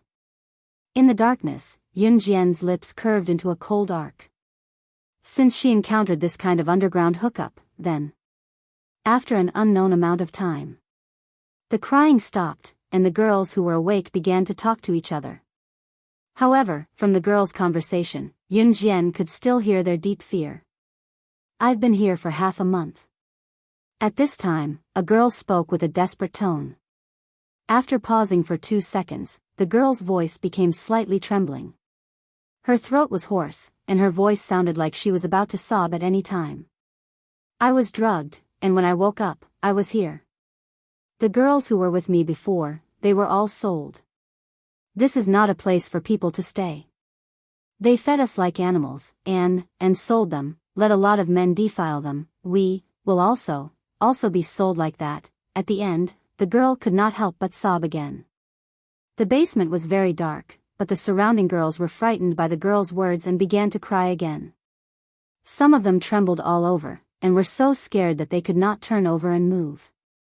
Yunjian slightly frowned, and in the next second, her closed eyes instantly opened. If the basement was brightly lit, the girls around her would definitely be shocked by Yunjian's piercing gaze. When Yunjian opened her eyes, the door to the basement opened abruptly. She had sensed that someone was coming. At this time, a dim yellow light flashed in, and then a fat old woman wearing a red cheongsam walked in. Then, a few well-dressed middle-aged men walked in. Just by looking at their appearance, one would think that they were successful businessmen. There were also a few strong men following behind them. The basement's light was suddenly turned on, and the people who had not seen light for a long time could not open their eyes for a while. At this time, Aunt Hong walked toward Yunjian, her butt swaying left and right. The surrounding girls who were tied up shrunk their bodies in fear. Aunt Hong brought that group of people directly to Yunjian. Then Aunt Hong suddenly stepped aside, and respectfully pointed at Yunjian to a well-dressed middle-aged man standing at the front, and said, "Look, this chick is really hard to come by in 1,000 years." Chapter 1231. Auntie Hong had already doubted whether Yunjian was still a virgin with the previous middle-aged man. However, when she was introduced to this middle-aged man who looked like a successful person, she still said the same thing. There was only one reason for this. She hoped that Yunjian could be sold for a good price. In Auntie Hong's place, she called these girls who were deceived as goods. Auntie Hong and her group did not treat these girls as human beings. To be honest, after being deceived into this place, even if they wanted to seek death, there would always be someone watching over them. The girls who were completely controlled didn't even have the right to choose death. They could only become puppets for Auntie Hong and the others to make money for the men to laugh at. This was the side of the royal nightclub that people did not know about. At the same time, it was also one of the royal nightclub's major means of earning money. Even as a woman, Auntie Hong could not help but be attracted to Yunjian, not to mention this middle-aged man. This middle-aged man's surname was Jia, and he was called Boss Jia. Boss Jia was a typical tycoon. He invested in a marine enterprise in Ning City and had contact with some big bosses overseas. Moreover, his family's assets amounted to tens of millions. In 1999, if his family had tens of millions of assets, he would be called a multimillionaire. Even if he became a multimillionaire, he would still be able to occupy a place like Ning City, not to mention Boss Jia.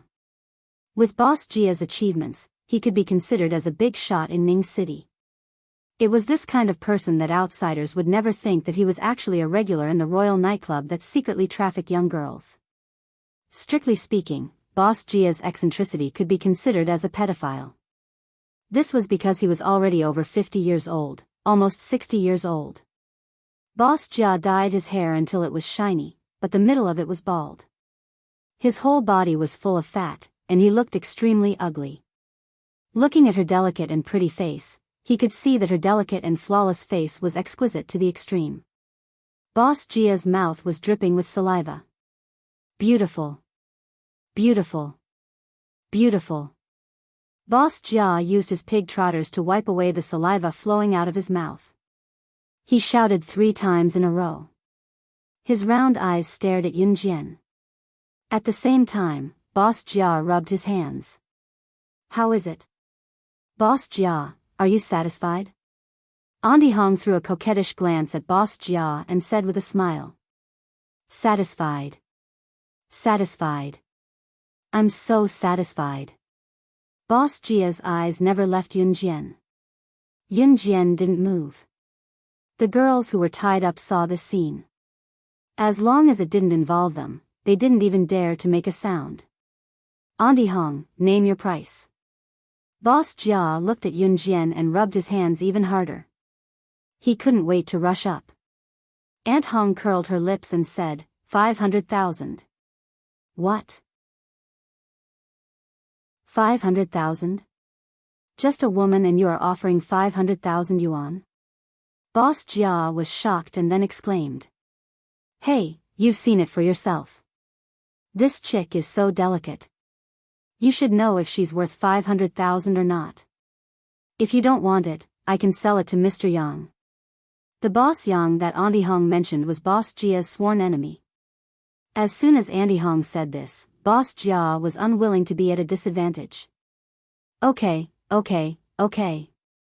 500,000 it is. Pfft. Just as Auntie Hong and Boss Jia were seriously talking about the price, a sneer was heard. At such a serious and dangerous moment, there was still someone laughing. Everyone immediately turned their heads to look. They saw that Yunjian, who was a commodity, wasn't afraid at all. She was the one who had sneered earlier. You. What are you laughing at? Andi Hong was shocked by Yunjian's strange laughter. Then, she questioned. However, she heard Yunjian reply with a smile without fear. Instead of estimating my value here, why don't you talk to me about how you want to die? As soon as Yunjian finished speaking, everyone around was stunned. Yunjian was in a disadvantageous position now. Why was she not only not afraid, but also threatening Andi Hong and Boss Jia? This time, not only Andi Hong and Boss Jia were stunned, but the group of girls who were cowering around were also dumbfounded. Especially when Yunjian scolded the girls at the beginning. At first, the girls thought that she was just annoyed. Who knew that she even dared to talk back to Andi Hong?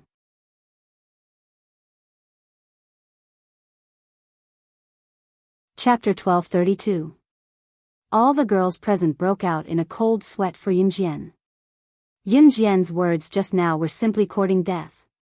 Sure enough, after Yunjian said those words just now, Andi Hong and Boss Jia were both stunned. After recovering from the shock, Boss Jia still looked at Yunjian in a daze, saliva dripping from his mouth. The little beauty is still so beautiful when she's angry, heh. So charming. After saying that, Boss Jia stared at Yunjian even more insolently for 2 seconds.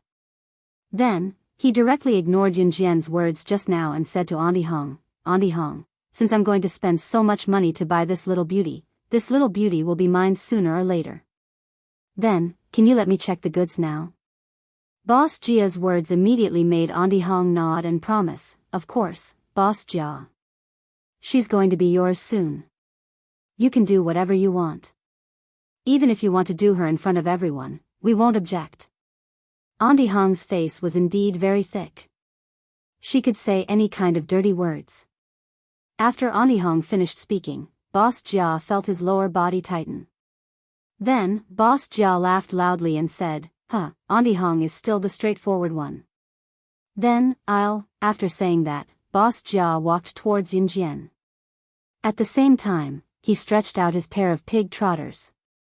Yunjian, who was tied up, looked like she couldn't move. That rope just happened to tie up Yunjian's body from top to bottom.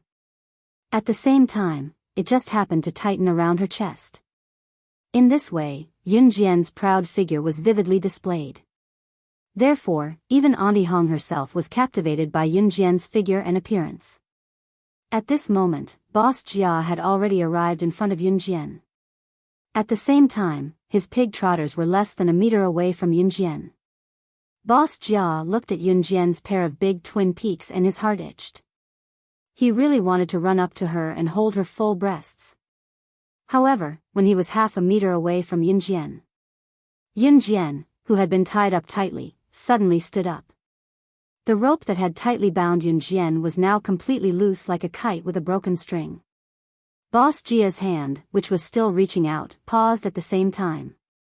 Everyone's pupils gradually tensed up from their relaxed state. You! Why did you untie the rope? The first person to scream was Aunt Hong. Andi Hong screamed out these words.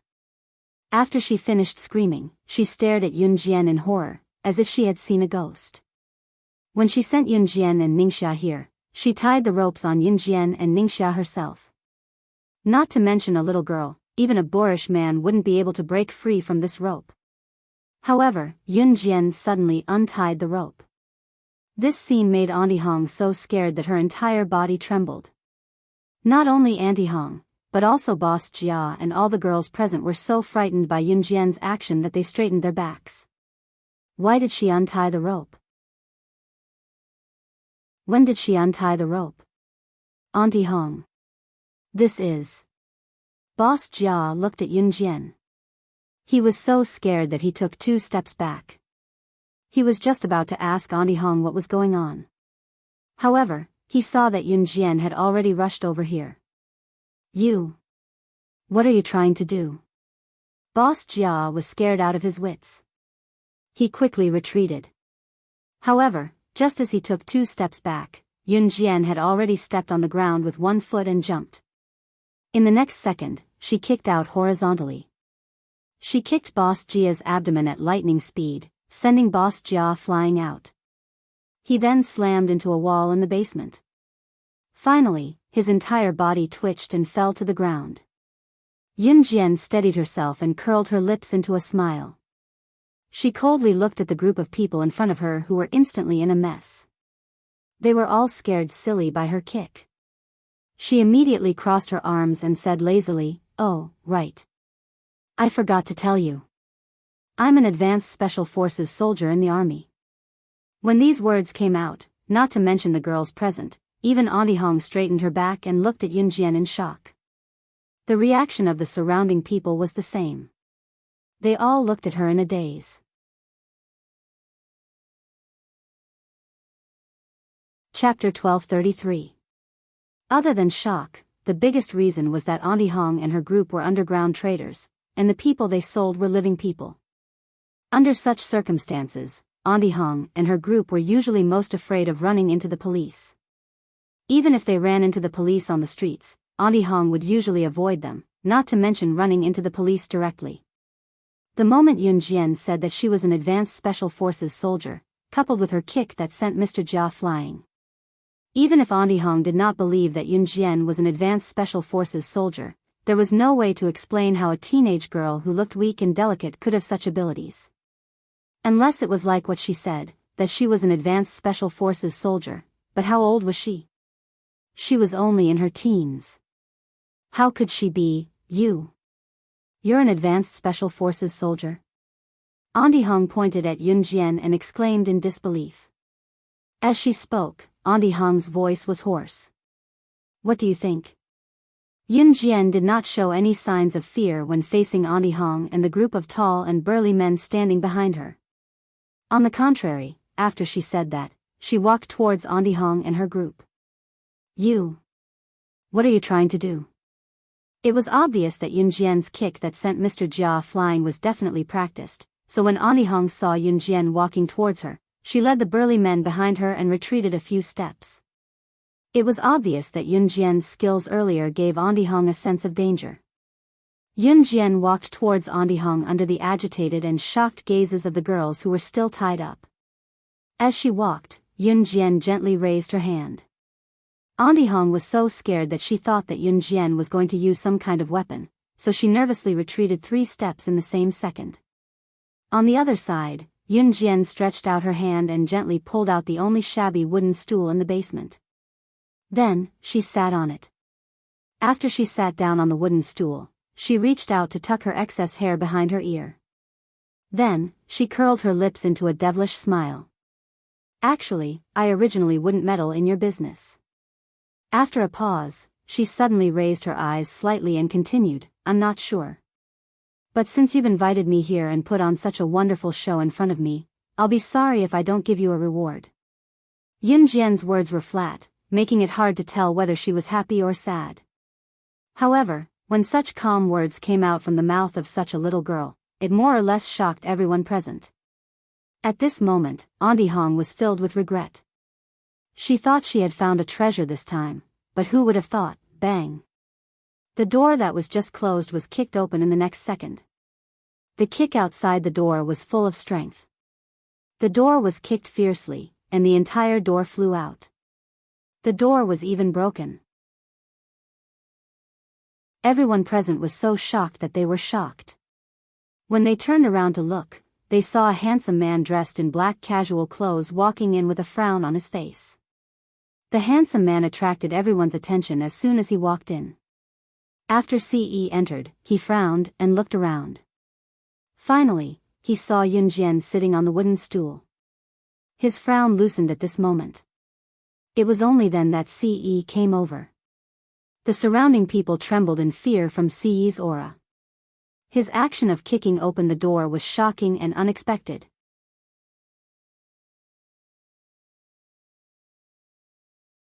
Chapter 1234. CE's face didn't show any emotion, but Mo Sen and the other two, who were familiar with CE, were quite clear. Their young master was truly enraged this time. You. Who are you? Aunt Hong was frightened by the sudden entrance of Ce and the others, and she took a few steps back. Especially when she heard Ce say the word kill, Aunt Hong had an illusion that she had provoked a very frightening big shot. Old woman, you don't need to know who we are. Shuang chuckled and took the lead to walk over. His handsome face was covered by a long scar at the bottom of his neck, which greatly reduced his handsome face. Aunt Hong was so frightened that she retreated again and again. Don't talk nonsense with her, just kill this group of people. Mo Sen was already walking over. Mo Sen's legs were very slender, especially from the back. His figure and appearance were simply an existence that girls yearned for day and night. Mo Sen had just taken 2 steps over here, when the few burly men behind Aunt Hong took 2 steps back. In the next second, a sharp killing intent flashed in Mo Sen's eyes. In the next breath, in this airtight space, everyone only felt a gust of wind. When they came back to their senses, they saw that Mo Sen had already flashed past those burly men at some point in time. Everyone almost didn't notice when he made his move, and only saw those burly men suddenly spurt out a mouthful of old blood. In the next moment, the few burly men fell to the ground with their backs facing the ground. In a short while, they stopped breathing. After Mo Sen killed these people, he returned to Lin Wei's side. Lin Wei was the strongest among the 4 leaders, but he didn't make a move. That was because these people in front of him didn't even have the qualifications to make him make a move. Mo Sen stood beside Lin Wei. But he saw that Shuang had already walked over to Aunt Hong. Ah! You! You dared to kill them. How dare you! You! Aunt Hong was so scared that she couldn't form words. But Shuang was gradually approaching Aunt Hong. As Shuang approached Aunt Hong, he made tsk sounds. In the end, Shuang said to Aunt Hong, "You old woman, why did you have to capture our young madam? Do you think you can still live after capturing our young madam? Tsk.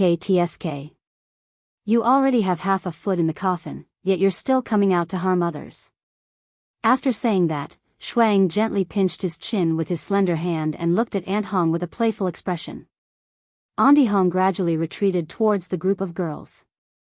After retreating to a place where there was no escape, Aunt Hong directly knelt down in front of Shuang. "I beg you, please don't kill me. Don't kill him." When she said the last word, Auntie Hong suddenly grabbed a young girl beside her, and threw the young girl directly into Shuang's arms. This young girl's hands and feet were tied up, and at this moment, Auntie Hong had directly thrown her into Shuang's arms, causing her to be unable to stand firm. Aunt Hong's eyes narrowed. She suddenly jumped up and ran to the side towards the basement's entrance. This Auntie Hong had a bit of strength. Yun Jian narrowed her eyes. She hadn't noticed it before. However, Aunt Hong was destined to not be able to get out of this basement's door today. Lin Wei casually flung his hand, and everyone only saw a golden light flash past. No one saw what he had flung out. They only saw Aunt Hong, who was running towards the basement's entrance, thinking that she was about to escape from the devil's claws, suddenly freeze. In the next second, blood spurted out from her mouth and nose, and in a short while, she directly fell to the ground and didn't make a sound.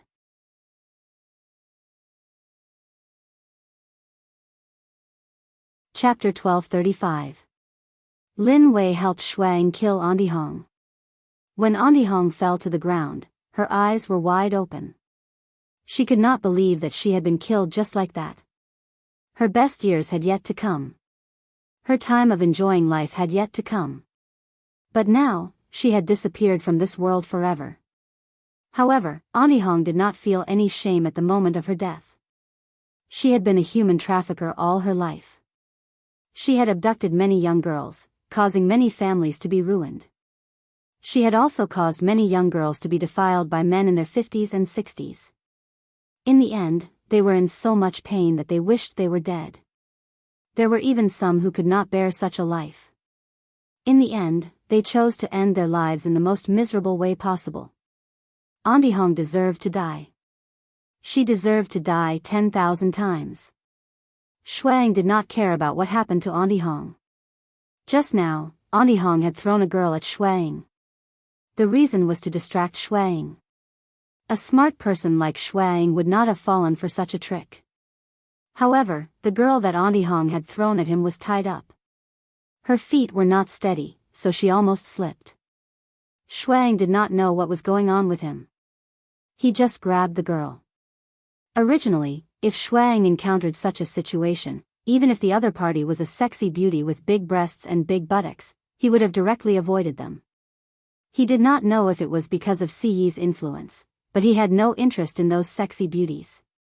However, this time, the girl that Anihong had thrown at him had a fragrant scent coming from her body. That scent was like mint. It was fresh and elegant.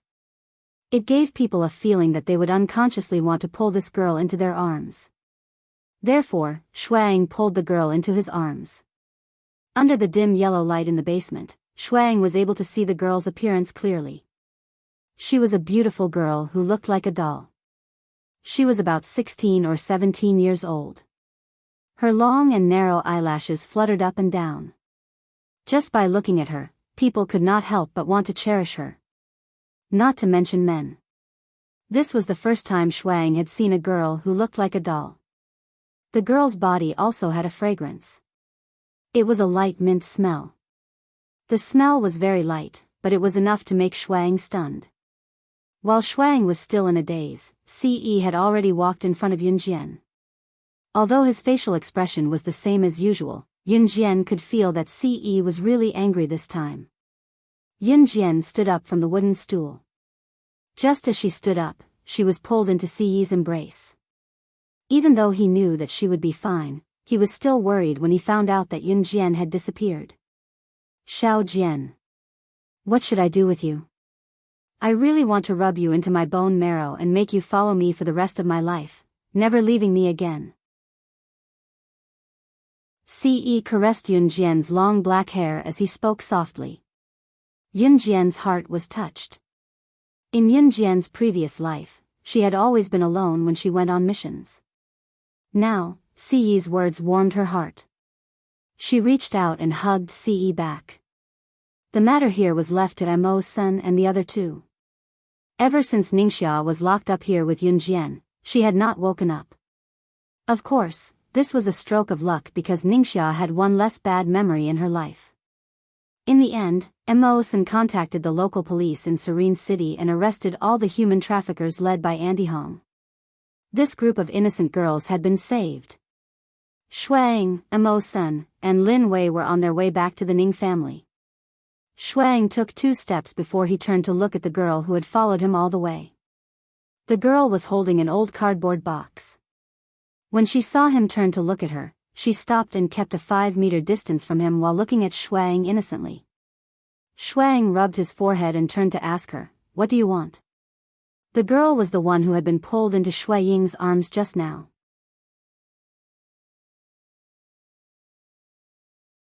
Chapter 1236. When the girl's words fell, Shuang almost missed a step. Shuang finally hugged Mo-san, who was standing beside him, and steadied his footing. Cough cough. It was the first time Shuang heard such words. He choked when he swallowed and immediately coughed twice. Sure, he's willing. Mo-san, who had been silent all this time, suddenly reached out and patted Shui Ying's back, and then said to the girl with a smile. After saying that, Mo-san smiled evilly. It was rare for him to joke like today. After saying that, Mo-san pulled away Shui Ying's hand that was around his shoulder, and then turned around and left with Lin Wei. Halfway through, Mo-san also left Shui Ying with a sentence that people didn't understand. Don't bully a little girl. After saying that, Mo-san smiled evilly, which was extremely inconsistent with his previous calm appearance. After smiling evilly, Mo-san curled his lips and left with Lin Wei. Shui Ying, who was standing in place, simply wanted to grab Mo-san and Lin Wei and beat them up. They actually left him behind. However, Shui Ying didn't dare to beat Lin Wei, let alone Senator Mo-san and Lin Wei had the best relationship, perhaps because their personalities were similar. Shui Ying dared to guarantee that if he went to beat Mo-san, Lin Wei would definitely intervene. He felt that he had become a loner. Just as he was thinking this, Mo Sen and Lin Wei had already left quickly. Shui Ying's face darkened into a line. He turned his head and glared fiercely at the girl. It was all because of her. If it weren't for her, how could Mo Sen and Lin Wei, these two ungrateful guys, leave him behind? Shuang turned his eyes and glared fiercely at the girl. The girl was so scared by Shui Ying's glare that she shrank her thin body. Shuang looked at the girl's thin body and lowered his eyes. In the end, he still withdrew his sharp edge and turned to walk towards the Ningxia house on the main road. After taking 2 steps, the girl immediately followed. As long as Shuang stopped, the girl also stopped. She didn't seem to dare to come forward. From beginning to end, she was about 5 meters behind Shuang. In the end, Shuang touched his forehead and simply let her follow him all the way. The Royal Nightclub closed down overnight. Not only the Royal Nightclub in Serene City, but all the Royal Nightclub chains in Z Nation declared bankruptcy overnight. This incident would cause a huge uproar in Z country, especially among those big bosses who frequented nightclubs. However, no one was able to find out why the Royal Nightclub closed down. Of course, these were all things that happened later. At this moment, Yun Jian and Ce had just arrived at the entrance of Ningxia. Ningxia had already been brought back to the Ning family by Ce's men. Yun Jian's explanation was that Ningxia had drunk some alcohol at the Royal Nightclub and fainted because she couldn't hold her liquor. In fact, Ningxia did not know how to drink. So Ningxia's mother helped Ningxia back to her room to rest. Yun Jian and Ce stood at the gate of their house in Ningxia and looked at the stars in the sky. After a while, Mo Sen and Lin Wei came back. Not long after Mo Sen and Lin Wei entered the house, Yun Jian stood there and saw Shuang walk in with a sullen face. Behind Shuang was a 16 or 17-year-old girl. The girl was holding a cardboard box in her hands. She lowered her head and looked very shy. "You're still following me." Shuang touched his forehead and shouted somewhat impetuously, "Damn, I'm not going to care about this anymore." Shuang then entered the house. After entering the house, Shuang was reluctant to leave, so he hid behind the door and narrowed his eyes to look over. He saw the girl holding the cardboard box and looking at Yun Jian timidly.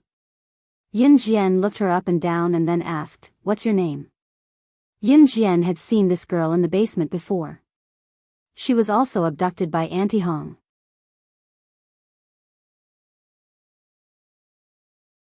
Chapter 1237.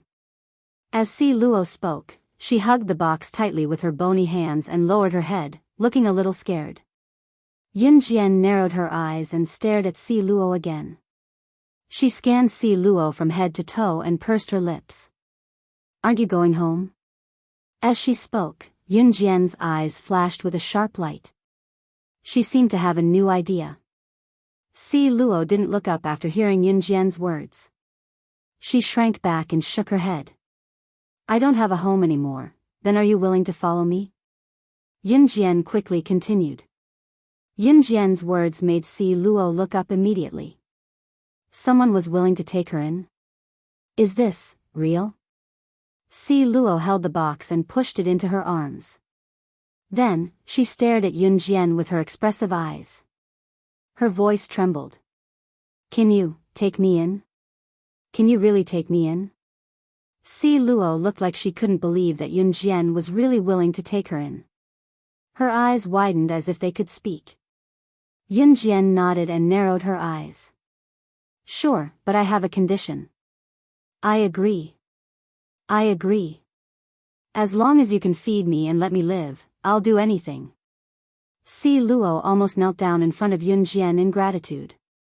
If one were to take a closer look, they could clearly see that Si Luo's clothes were in tatters and were extremely dirty. Her face was also covered in dirt, and she looked like a little beggar. If it wasn't for her doll-like face and her dirty clothes that couldn't hide her minty scent, she really did look like a refugee who escaped from a beggar's nest. Yun Jian only narrowed her eyes slightly when she saw Si Luo. Of course, she wouldn't take anyone in for no reason. Instead, wait. An abrupt male voice interrupted what Yun Jian was about to say. Yun Jian raised her brows. She looked at Ce, who was standing beside her and looking at her dotingly. She turned around and saw Shuang, who had been hiding behind the door, walking back. Young madam, ahem. Shuang coughed when he realized that he had walked out rashly. Yun Jian narrowed her eyes, but Shuang continued, young madam, she followed me back. Yun Jian immediately understood what Shuang meant. You want to take her in? It was obvious that Yun Jian had taken a liking to Si Luo. Other things aside, Si Luo looked frail and weak, but Yun Jian could tell that she was a good seedling despite her frail appearance. Someone who could catch Yun Jian's eye naturally had their own strengths. Take Si Luo for example. Yun Jian was sure that if she trained her personally, a good seedling like Si Luo would definitely become a high-ranking member of the Kosha mercenaries. She might even surpass Snake Lizard in time. But Shui Ying's sudden appearance was, yes, young madam. Shuang didn't hesitate at all. All right. Yun Jian didn't force him. After agreeing, Yun Jian turned to look at Si Luo. She narrowed her eyes and said to Si Luo, if you feel that it's not good to follow him, you're welcome to look for me anytime. Yun Jian winked at Si Luo. It was rare for her to be so cold and arrogant. Si Luo hugged the cardboard box and shrank back, but she nodded fervently.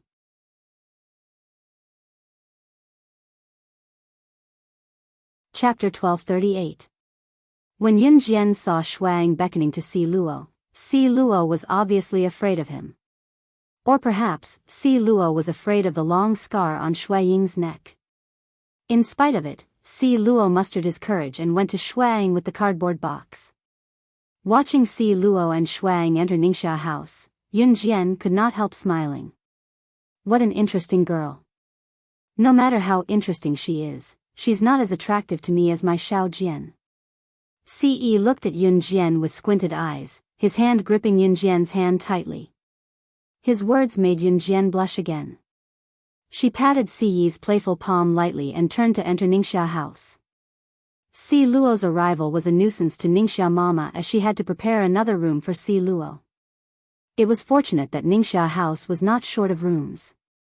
Si Luo had been standing in Ningxia house with his precious cardboard box, but when he saw that Ningxia Mama was preparing a room for him, he walked out with the cardboard box. Thank you. Don't trouble yourself, I can sleep at the bridge nearby for the night. Si Luo was about to leave the house with the cardboard box as he spoke. Yun Jian raised a brow at the sight. A certain nerve in the bottom of his heart was fiercely touched. In her past life, Yun Jian was abducted when she was young. She was abducted when she was 5. She was supposed to be a 5-year-old child who lay in her parents' arms and did not have to think about anything. However, Yun Jian only remembered that her parents in her past life had lost her when she was 5. Before she was abducted and joined in Hun group, Yun Jian had been a beggar for a period of time after she was separated from her parents. It was not an exaggeration to call her a beggar. Everyone had a past that was not glamorous. Everyone had grown up from nothing. She was only 5 years old then and had lost her parents' protection. Yun Jian went out to beg in the day and slept at the bridge or even the dog hole at night. If a kind-hearted person gave her a newspaper to warm her up in the cold night, it was already a blessing. That kind of life was simply not something a human could live through, but under the premise that one's life was not guaranteed, it was already considered very good. She had seen Si Luo's attire just now, and what Si Luo had just said. What kind of past could make a young girl who was in the middle of puberty so calmly say, I can sleep on the nearby bridge for a night? Countless teenagers who were sheltered by their parents flaunted their prowess, but who would have thought that some people who lived at the bottom of society even had problems eating enough food to survive? Yun Jian's heart skipped a beat when she saw Si Luo walking out of the house. She instinctively wanted to speak up. Unexpectedly, another male voice was faster than her. Shuang, who was standing beside Si Luo, grabbed Si Luo's hand. He did not mind that her hand was dirty. Shuang forced herself to calm down and growled at Si Luo. You are my disciple now. My disciple is sleeping at the bridgehead? If word of this gets out, where am I supposed to hide my face? Shuang did not want to reveal his identity. He grabbed Si Luo and shouted at him, not minding that Si Luo's hand was dirty. Mo Sen and Lin Wei had already gone to sleep. If the two of them were standing there, they would definitely be shocked by Shui Ying's words. Shuang was the infamous shameless king internationally. He represented an Han group in all kinds of activities. Since when did he care about his face? He was even rumored to be the most shameless person in the world. And today, he even emphasized that where was he supposed to hide his face? Pfft, don't make me laugh.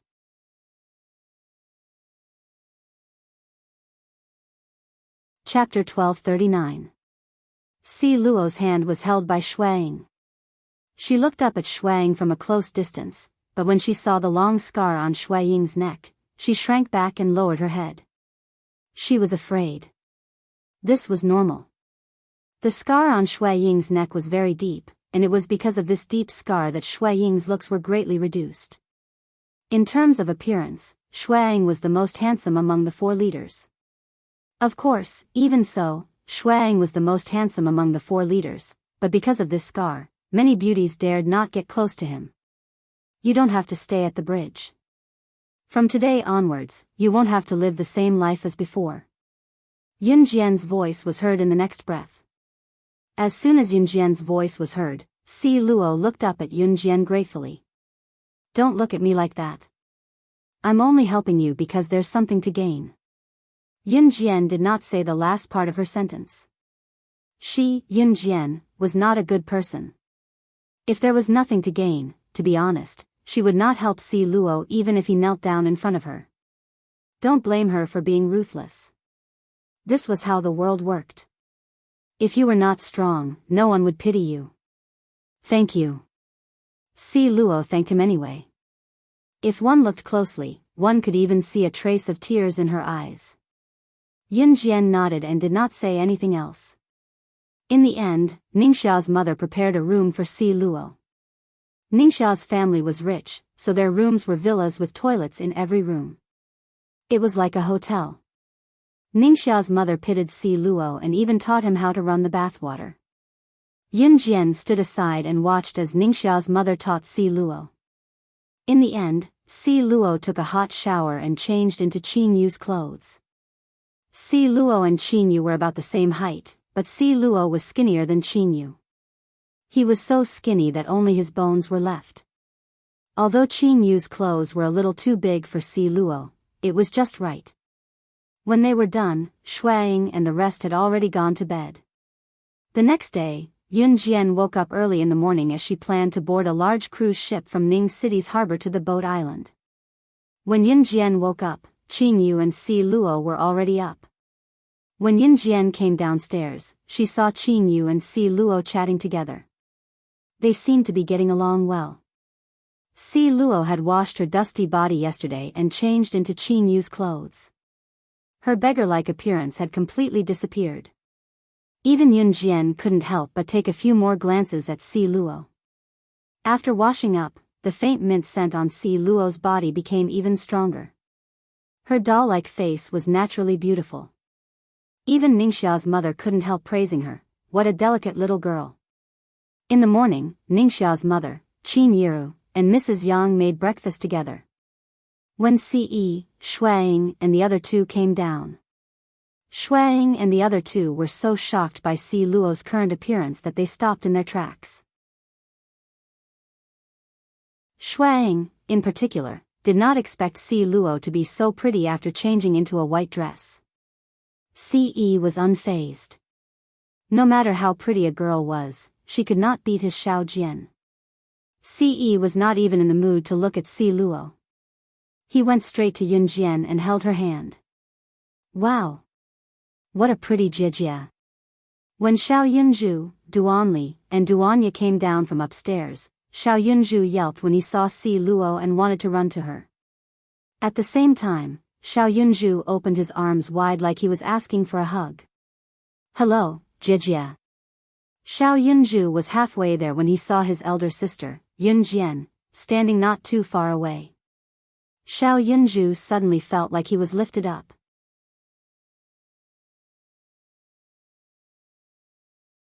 Chapter 1240. Little brat, have you eaten breakfast?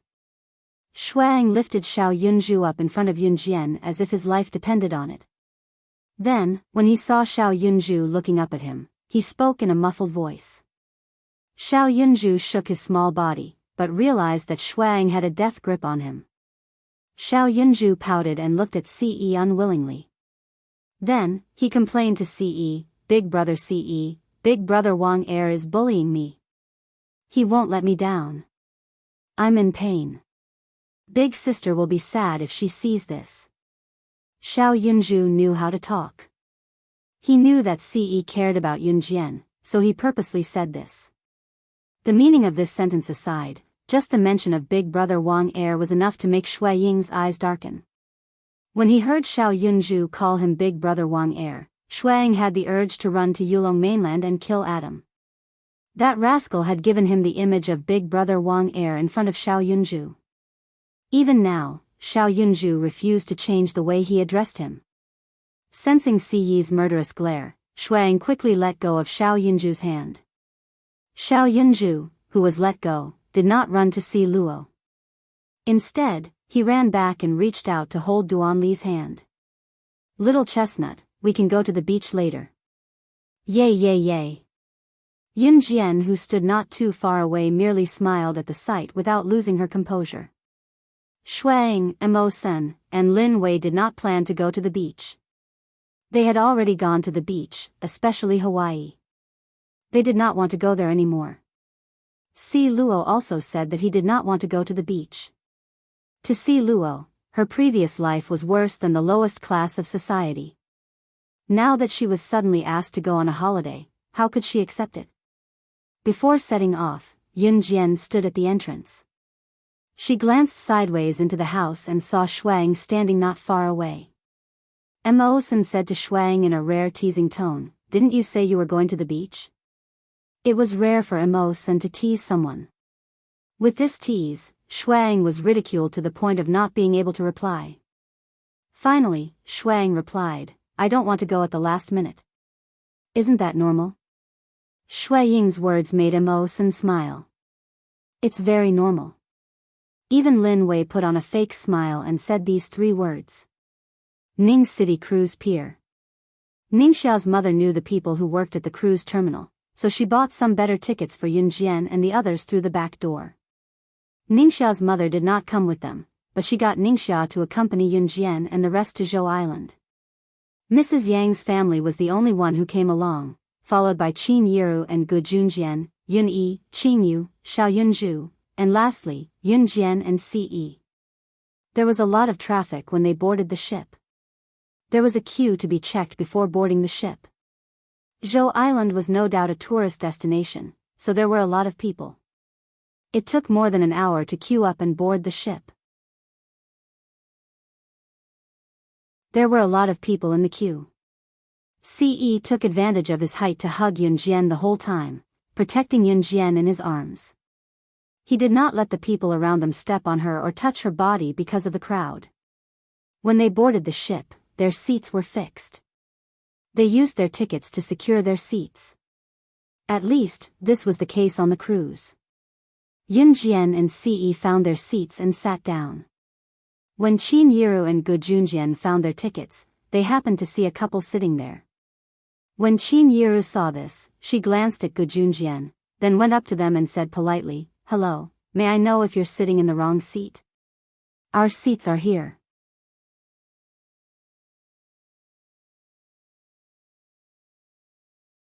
Chapter 1241.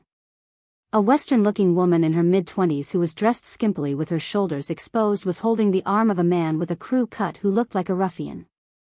The man, who looked about the same age, was sitting on the seats that should have belonged to Qin Yiru and Gu Junjian. This very revealing woman was the one who yelled at Qin Yiru. Let's not talk about the woman's tone to Qin Yiru. Let's talk about the last sentence she said to Qin Yiru, "We'll be at Zhou Island soon anyway." It would take at least 45 minutes to get to Zhou Island from the pier in Ning City.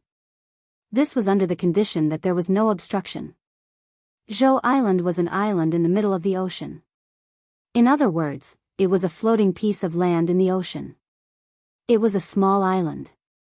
Zhou Island was located on a small island and was surrounded by the ocean. Moreover, Zhou Island was surrounded by the ocean. People who came here for tourism could understand the true meaning of the ocean. However, from Ning City to Zhou Island, there was a large ship carrying hundreds of people. It would take at least 45 minutes to sail slowly from Ning City to Zhou Island. If there was an unexpected situation on the way, it would take at least an hour to sail. Even so, there were still a lot of tourists coming. As a result, there were not enough ships sailing between Ning City's pier and Zhou Island. Therefore, there was a situation where people sat according to their seats. Some people could not get a seat and could only stand all the way. Ningxia Mama had friends at Ning City's pier, so it was not surprising that she could get a seat. Obviously, these two young people did not get a seat, so they shamelessly occupied Qin Yiru and Gu Yunjian's seats. This woman's words made Qin Yiru frown. Although Qin Yiru did not like to look for trouble, she was not the kind of person who would be led by the nose by others and not dare to say half a word.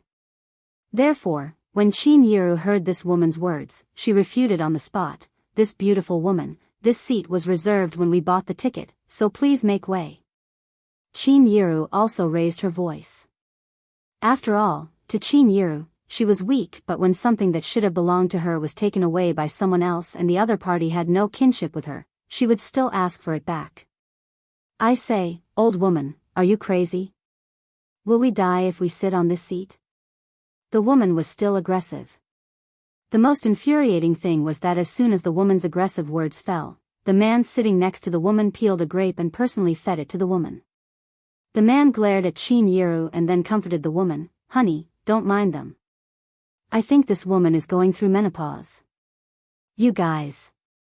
Qin Yiru listened as the couple in front of her became more and more ridiculous. As long as she was a human, she would definitely get angry. Gu Junjian just held Qin Yiru's hand and wanted to reason with them, but a beautiful hand held Qin Yiru down first. Yun Jian took 2 steps towards them and held Qin Yiru's hand. Then, she said to Gu Junjian, "Dad, bring Mom to our seat first." Yun Jian had already changed her way of addressing Gu Junjian as Dad. When Gu Junjian heard Yun Jian's words, he decisively pulled Qin Yiru's hand and walked towards Yun Jian and Siyi's seat.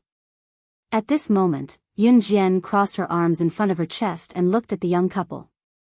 She didn't say anything. She just stared at the young couple with her eyes. The young couple originally acted as if nothing had happened and they were minding their own business. However, after being stared at by Yun Jian for a long time, the woman began to panic and scold Yun Jian, "Are you crazy? What are you looking at?" Just as the woman said this, Yun Jian suddenly strode forward. Under the shocked gazes of the surrounding passengers, she suddenly reached out and grabbed the woman's hair. Before the woman could react, she dragged her hair down from her seat and threw her far away. The woman was not prepared at all and was directly smashed to the ground, rolling a circle on the ground. However, Yun Jian suddenly clapped her hands and stepped on the woman's seat. Then, she said to the man,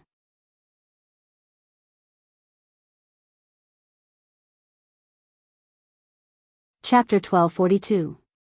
The man was shocked by Yun Jian's sudden action of pulling the woman out of her seat and throwing her to the ground.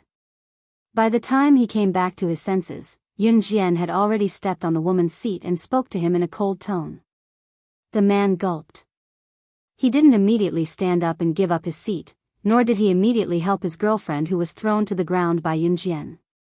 Instead, he was fascinated by Yun Jian's beautiful and delicate face. He didn't notice it earlier, but now the man saw it.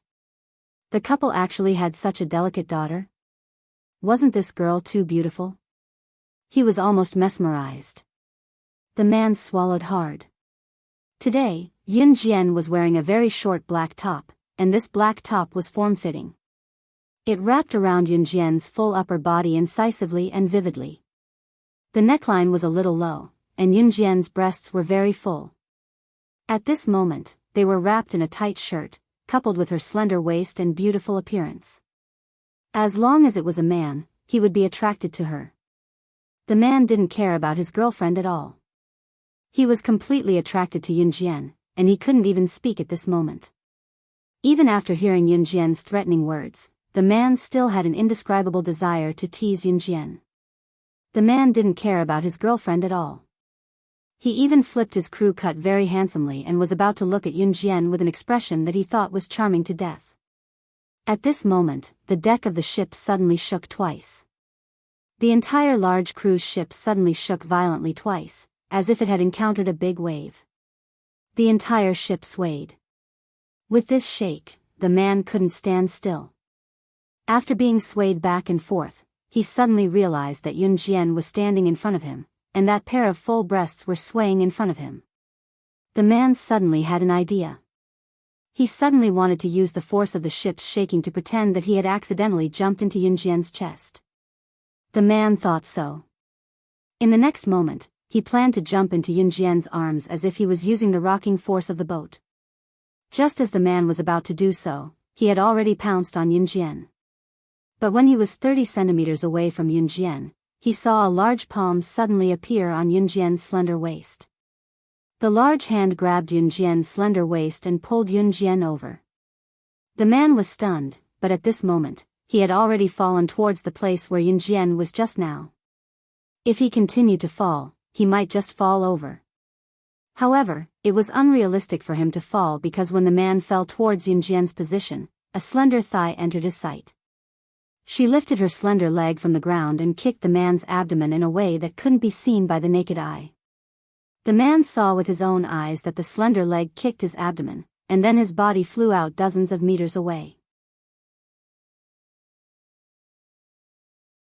At this moment, the man felt that the breakfast he had eaten this morning was about to be kicked out of his mouth. The moment the man was sent flying, he saw that in the distance, the person who had kicked his slender leg was holding on to the girl he had tried to get close to, but couldn't even touch the corner of her clothes. The people standing around the cruise ship were frightened by Siyi's actions. Everyone looked up and saw Siyi's dark face. He hugged Yunjian, and his sharp eyes looked as if he wanted to kill the man.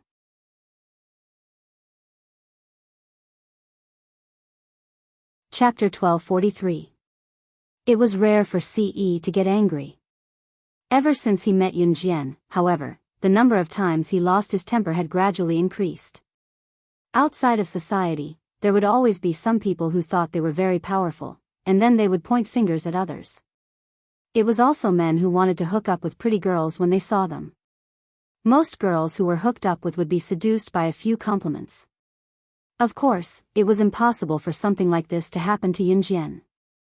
Siyi was ruthless and the man was about to vomit the food in his stomach from Siyi's kick. Siyi looked away and back at Yunjian. "Don't let me see you again." Scram. Siyi spat softly. His tone was cold but his gaze was now on Yunjian. He was speaking to the man just now but his gaze on Yunjian was filled with indulgence. The man could not get up for a long time, dawdling on the floor for a while before he finally got up reluctantly. Oddly enough, the man had just gotten up from the floor and was about to run over to the person in charge of the cruise ship to seek justice for him and blackmail Siyi. The painful kick just now was not a waste of his effort. However, once the man got up, he did not feel any discomfort coming from him. How was that possible? How painful was Siyi's kick just now? It was so painful that he could barely stand up. Why was he not feeling any discomfort after he got up? While the man frowned, wondering what had happened to him, Siyi had already pulled Yunjian to the seat that was occupied by the man and woman just now. His kick could not have hurt the man, of course. Siyi did not want to get into any trouble and delay the trip's progress since they were going out to have fun. His world with Xiao Jian had yet to begin. Yunjian was unaware of Siyi's thoughts. She was already sitting with Siyi on the seat that was occupied by the man and woman just now. The ship was still sailing. Apart from the last jolt, the ship didn't sway again. The journey was very smooth. When they finally arrived at the island, it was already 8 or 9 o'clock in the morning. In the summer, the sun was already high in the sky at 8 or 9 o'clock in the morning. After they got off the boat, Ningxia Yi led the team to the beach near the island. The beach of the boat island was very large. Looking from the edge of the beach, the entire beach was filled with yellow sand and rocks. It was July, and the weather was getting hotter and hotter. The 2 months of summer vacation were undoubtedly the hottest period of the year in Zhe province. When they arrived at the beach, Ningxia accompanied Qin Yu and Yun Jian to the girls' changing room. Qin Yiru and Mrs. Yang went to the changing room together. Before coming to the beach, Ningxia's mother had already prepared swimsuits for the ladies. Ningxia's mother was very polite. Ningxia's mother had also helped to prepare swimsuits for the men. However, most men would only wear underwear when they went to the beach. Of course, the underwear here were not briefs but boxers. There were changing rooms for men and women set up near the sea. Qin Yu was currently pushing Yun Jian into the changing room excitedly. You're tuning into the Biyao's Wuxia Chronicles YouTube channel. Don't forget to subscribe and join us on this journey to catch the most captivating stories.